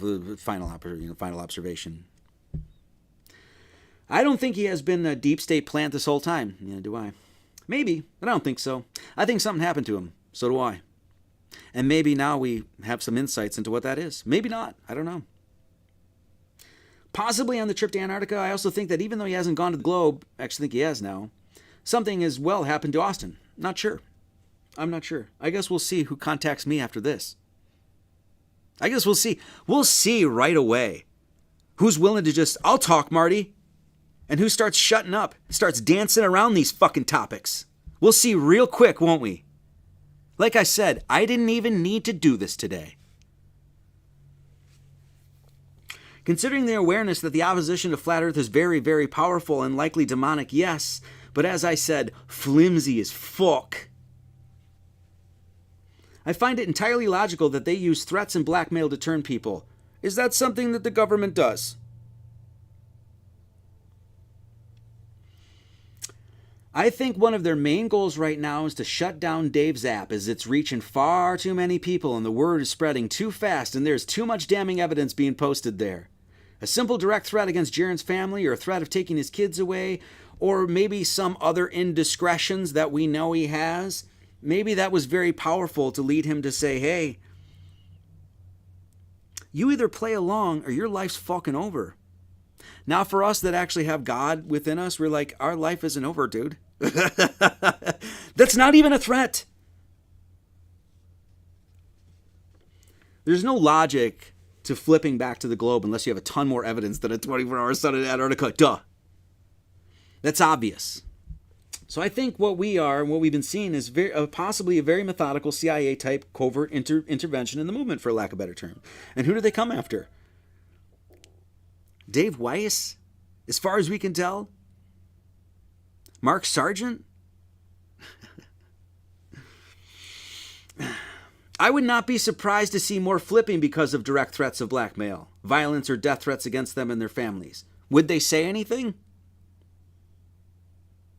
Would they ever admit it? Robbie Davidson, before Jaron even goes live, one of the first comments is, celebrate truth, which now is Flat Earth is a cult or something, I'm not sure. Now what is he saying? There'll be more of us coming out. Interesting.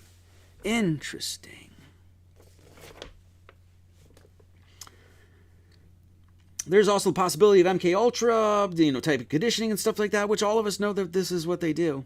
I cannot even begin to understand how any of that actually works. Me neither. I don't even know if I want to. We speak very openly and honestly about these things in our tiny little church group, but I have a feeling if they threatened me or my family in any way that made me shit my pants, I would likely drop off the map too. I agree, but I guess there would be a difference of dropping off the map and then working directly with them and starting to promote lies. Literally promotion of Satan. In a Christian context, that's what you're doing. I'm not a content producer, and although I have thought about it over the past 5 years to 10 years, something has held me in back from moving into the spotlight. I'm a very strong man when it comes to my convictions, but I'm an even stronger protector of my family, and I'm a self-preservationist. And I'm just here to tell you guys, it's just, we have, as we said, we have to think 7 generations in the future. Otherwise, your family that you raise, they won't even be able to protect themselves.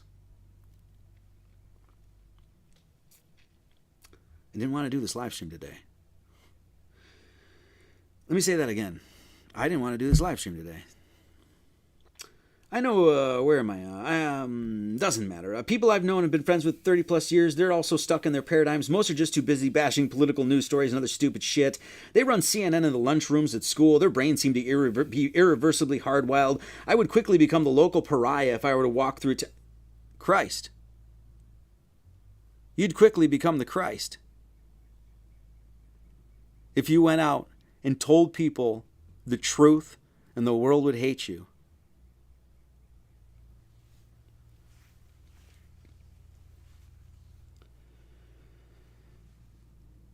I'm glad this church hasn't exploded into massive numbers yet. My guess would be that if it would find itself in the crosshairs pretty quickly if it went viral. Slow and steady wins the race. We already won this race, dude. Why? Because we've just been living in truth our entire lives. Well, at least as soon as we figured it out. You know what that is? Hashtag winning. Thanks for allowing me the space to share the ideas and vent. I pray for all of us in this church and love you all for the way you guys support one another. So I'm here to say this, and this is just something that we all kind of need to know, and this is why I sort of started with this about like the only thing that you take with you is your consciousness, right? And so I guess I'll just say this, like, maybe there was a deal made, right? Maybe the SEC and some people within the government came to Paul on the plane and Robbie Davidson and said, hey, you either play along or you're never seeing your daughter again. Paul on the plane, your wife never liked this anyway. Yeah, it's going to be better for you. We'll make sure that, all these violations will go away. Hey, maybe we'll even, I don't know, I'm just top of my head, just making this shit up as I'm going. Maybe we'll let you know about some investments in the future that are going to do really, really well. And then it'll look like you just naturally made this money. They won't be paid off. Maybe they came to them with a deal and said, hey, you play along and you start attacking God's cosmology. Here's your talking points. AEMAP's dead. The observations made you switch. Flat Earth is a cult. You just keep saying that shit. And you'll be free and clear the rest of your life. You'll have your house. You won't lose your house. You can, you'll be free. All you have to do is just continue to play along. And that was the deal that the government gave them.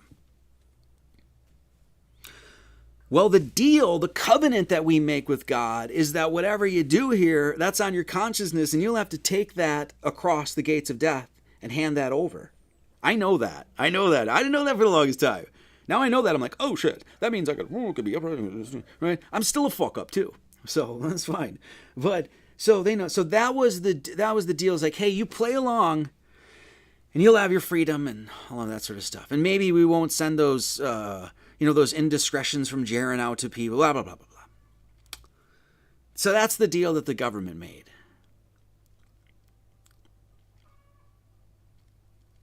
What's the deal that God makes? Hypothetical. Just spitballing here. What if they did come to them and say, hey, this is what's happening, you're going to jail? And then what if you said, oh, I signed this NDA and I basically made this contract with these people and said, I'm going to play along, Flat Earth is a cult and that sort of stuff. What if you came out and actually told people what happened? Robbie, Paul, you'll go to jail. I can almost guarantee it. But you know what else you would be? A hero. Heroes. I would even go so far as to say, shit, if I was God and I saw those guys, they signed the dotted line, they played ball because they were scared fucking shitless. If I was God and I saw, and then they turned and actually said, no, it's a scam. I'm going to let everybody know. I'm going to take this to my grave. If I was God, I'd be like, shit, you're in line to be a saint, son. Saint Robbie Davidson. That's not a joke. That's not a joke. Saint Paul on the plane. You'd go to jail for the rest of your life. I'm going to almost guarantee it. You probably wouldn't see your family except when you cross the gates of death, because we believe that anyway, right? Interesting. There's that. I would say God has a better deal.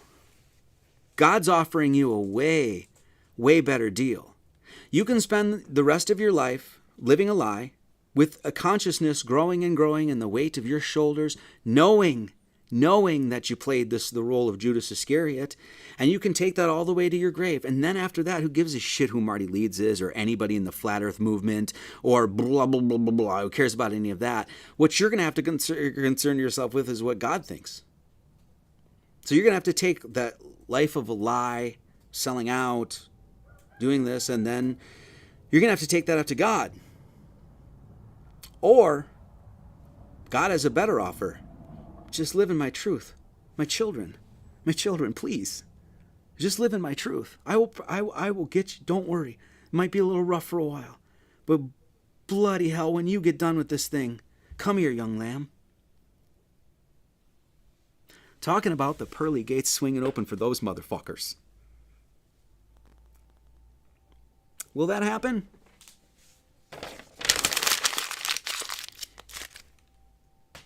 I'm not betting on it. I'm not betting on that at all. I do know this, though. As I said before, everybody already has this. There's no way any of you are ever going to be able to convince any of these people that there's nothing to see here. And this shit ain't over. You guys want to think if this is what happened, you guys want to think if I just play ball and this will be cool and I can just go to live my life and I'll just let this all pass and it'll be behind me.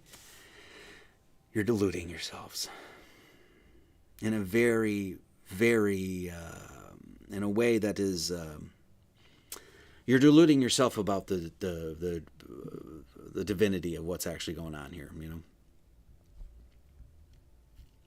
So, again, Marty Leeds, who's on the dumb globe earth again, and gravity and all of that sort of, I just want to know about Squishy Squishy Pants Son. That's it. Could somebody please explain to me why the Squishy Squishy Pants Son? Okay. Guys, shit's flat as fuck. It's very clear to me now that their Sky story, this is somebody I think this is, I won't say their name. It's very clear to me now that their Sky story is the most important thing for them to keep in place. Marty's teachings on the Bible and the Sky Clock and Zodiac and how they all tie together absolutely wreck the paradigm that is currently in place. Amen. And this is why moving forward, if you're not talking about this shit, you're suspect in my eyes. This was so exciting and fun when I came across in 2018, and it brought me so much peace because when I was a child, I knew something wasn't right, just like Paul and the Plains child. About the solar system and how they knew everything. They knew all the things about our. Not only did it not make sense to me, I had no idea how to articulate that feeling of suspicion as a young child. Does this sound familiar, guys? All I wondered was how in the Hades they figured all that out. After a while, I realized how monumental this actually is for the direction of humanity, and wondered if it was possible to see some sort of reckoning or turn of events that could become dangerous or chaotic, especially if the government had to really get involved. A day of reckoning begins by one person breaking an NDA.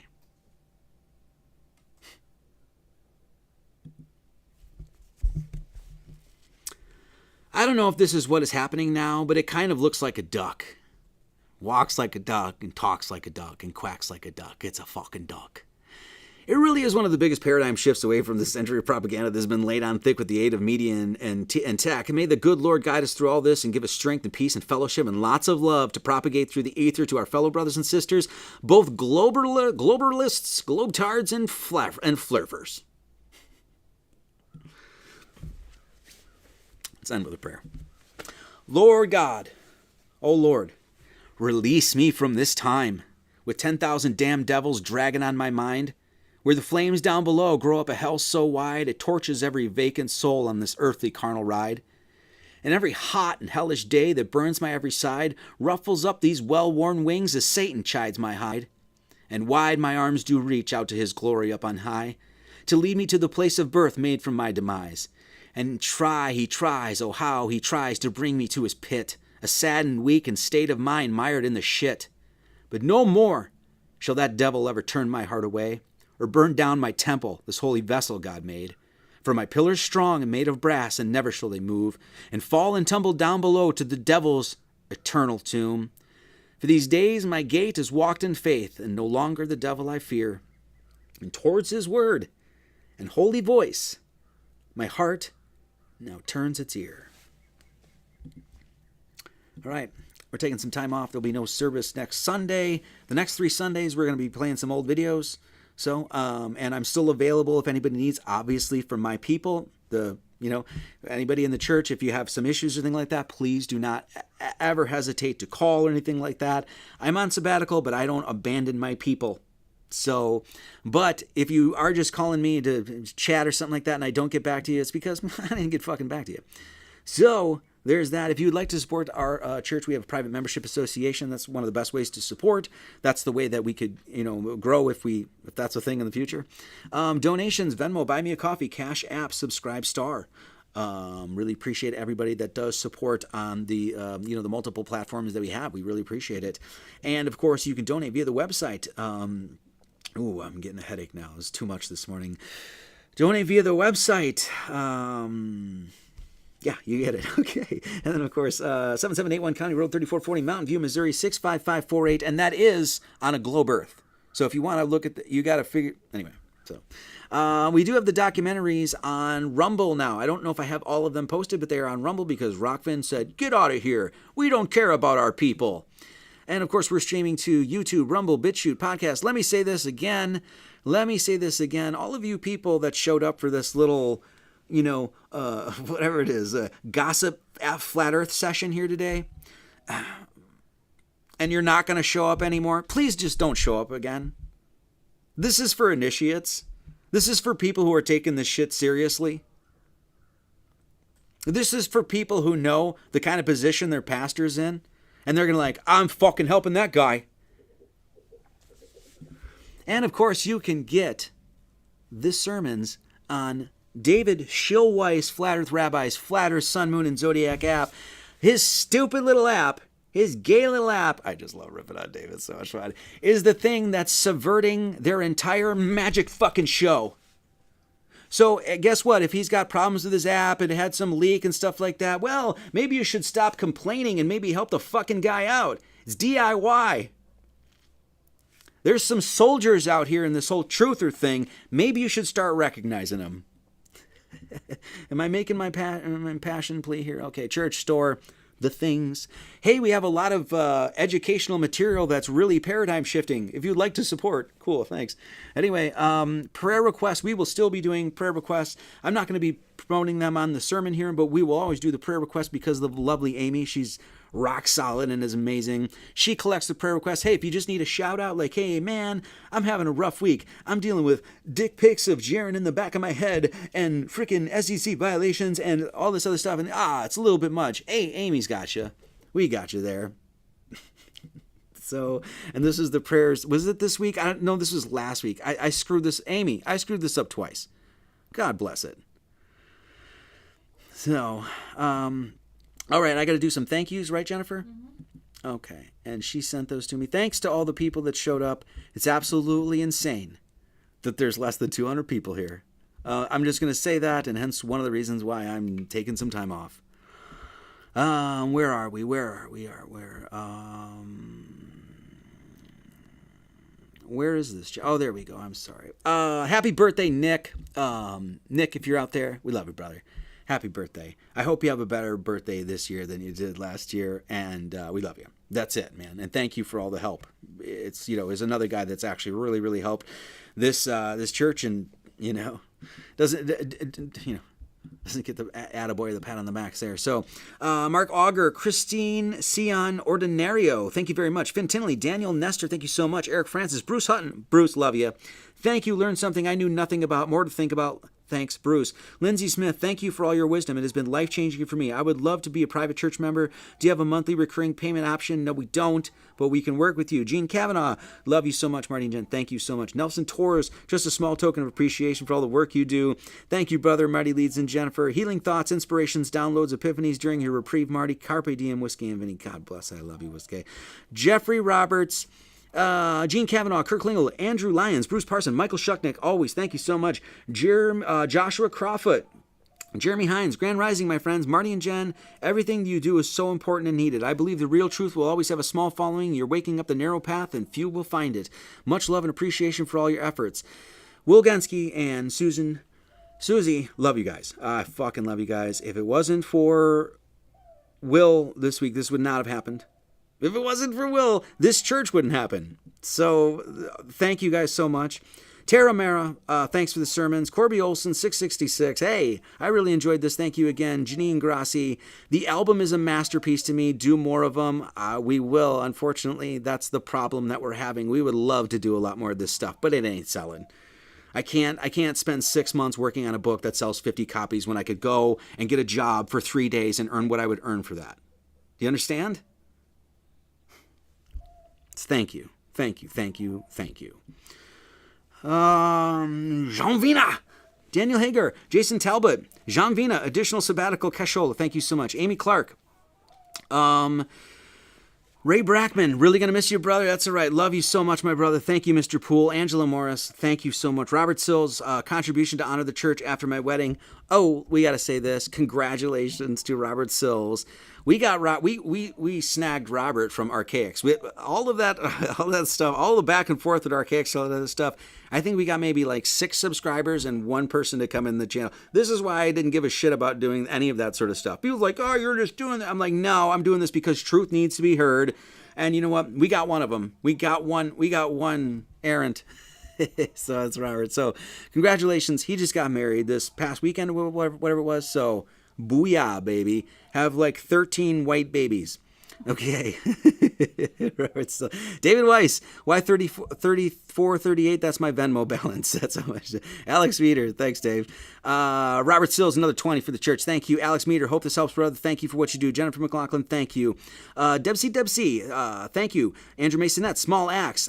Do your thing, Marty and Jen. I'll be here whenever you are. Thank you so much. Andrew Masonette says, good morning, all. Chic David, know that you are appreciated, Marty. Thank you. Broken Bear, sorry for your trouble, Marty. Hey, no problem. And Undestroyer, many topics rooted in people's minds are like idols. That's very true. I appreciate a place that smashes idols and explores mysteries. Thank you, Marty. Earth First Space Leader. Marty, thank you for having the stones to force this into a light. Hey, man, we love and appreciate you. Hey, it was no big deal. It really was no big deal. We should be an open book about this stuff, right? That's what Paul told me. Liz the Iron Maiden, thank you so much. Melinda Rushton, Interverse Podcast, what's the deal with airplane food? That's a great question. It's absolutely make a chance. That's really what we need to be discussing right here. I agree. Anyways, so, Superfluity of Naughtiness. Hey, you're the one that always tells me not to fucking curse. Wow, that didn't go well, did it? Most excellent He-Man, but I still think the lamest argument is that Whitsitt and the others were unable to decipher the fakeness of their environment. I think you guys are... That's not helping. Deborah Stiles. Hey, Marty, it makes me sad that you're going through the voices in your head not shutting up syndrome. I have to constantly tell my voice to shut the fuck up. In the past month, God has asked me how I feel in this very moment. Is anything really bad happening right now? He told me to live in the moment because every time I think I know what's going to happen in the future, it never turns out the way I think I will. I just need to listen. That's it. That's all. That's it. I need to stop. I need to stop with the output for a while. And just keep my ear to the wind because there's a lot happening. And there's a lot happening here. There's a lot happening here right now. When I start to feel down of what I think is going to happen, I ask myself what's happening in this very moment. I actually am not, just so you know, I'm not feeling down. It's not even a down thing. It's just a reassessment of what's going on. That's all.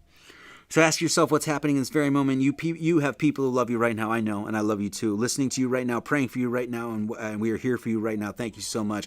Right now. Hey. It's yo tomorrow. Anytime I can mention Van Halen. We can't predict the future, so what do you worry about or get frustrated over? I'm not. You were gone for a month a few years ago. You went to Germany. We were all here for you, but when you got back, We may not have a lot to give material, but we have our love to give you, and love is the most important thing in this life we are living right now. Thank you so much. So I'm sending you, Jen, and all the good birds, all my love right now. Paul Sieber, thank you so much. Okay, that's going to do it, guys. What is this?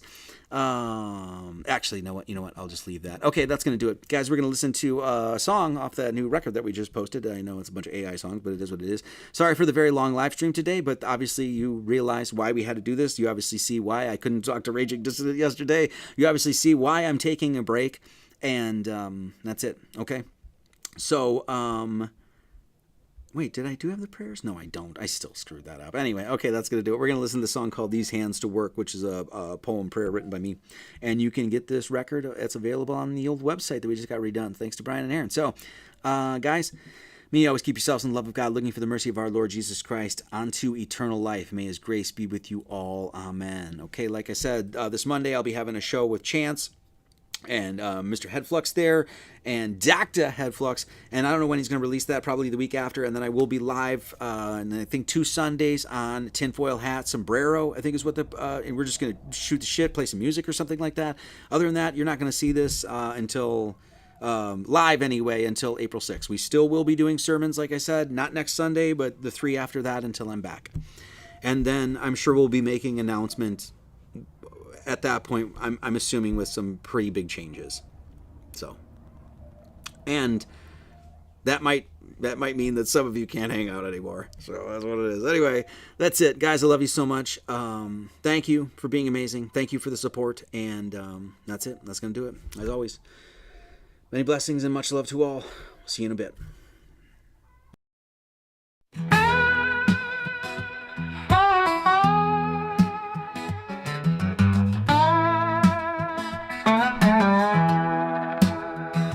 Write your name across my heart.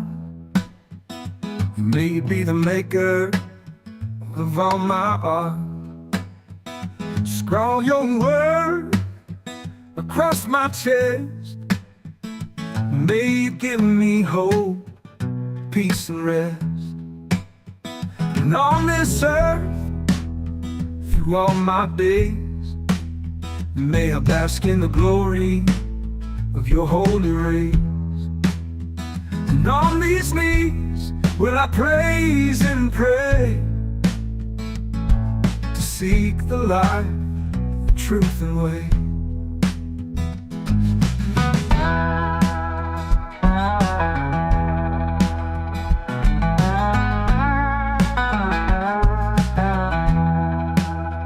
No longer shall my head hang low, for the gifts you've given have let me know that in this life I shall have no fear. To the devil never turn my ear. So I give these hands to work, my Lord, and my heart and mind are also yours. To spread your light of endless love, below on earth and in heaven above.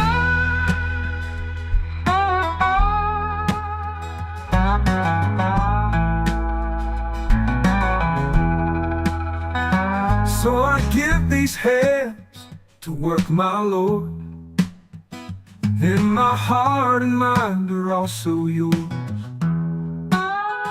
Spread your light of endless love, below on earth and in heaven above.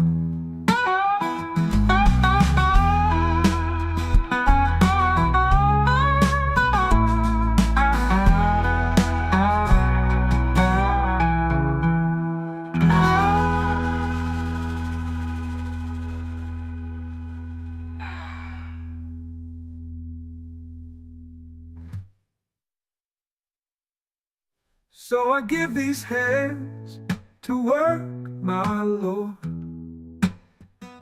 and my heart and mind are also yours. To spread your light of endless love, below on earth and and in heaven above.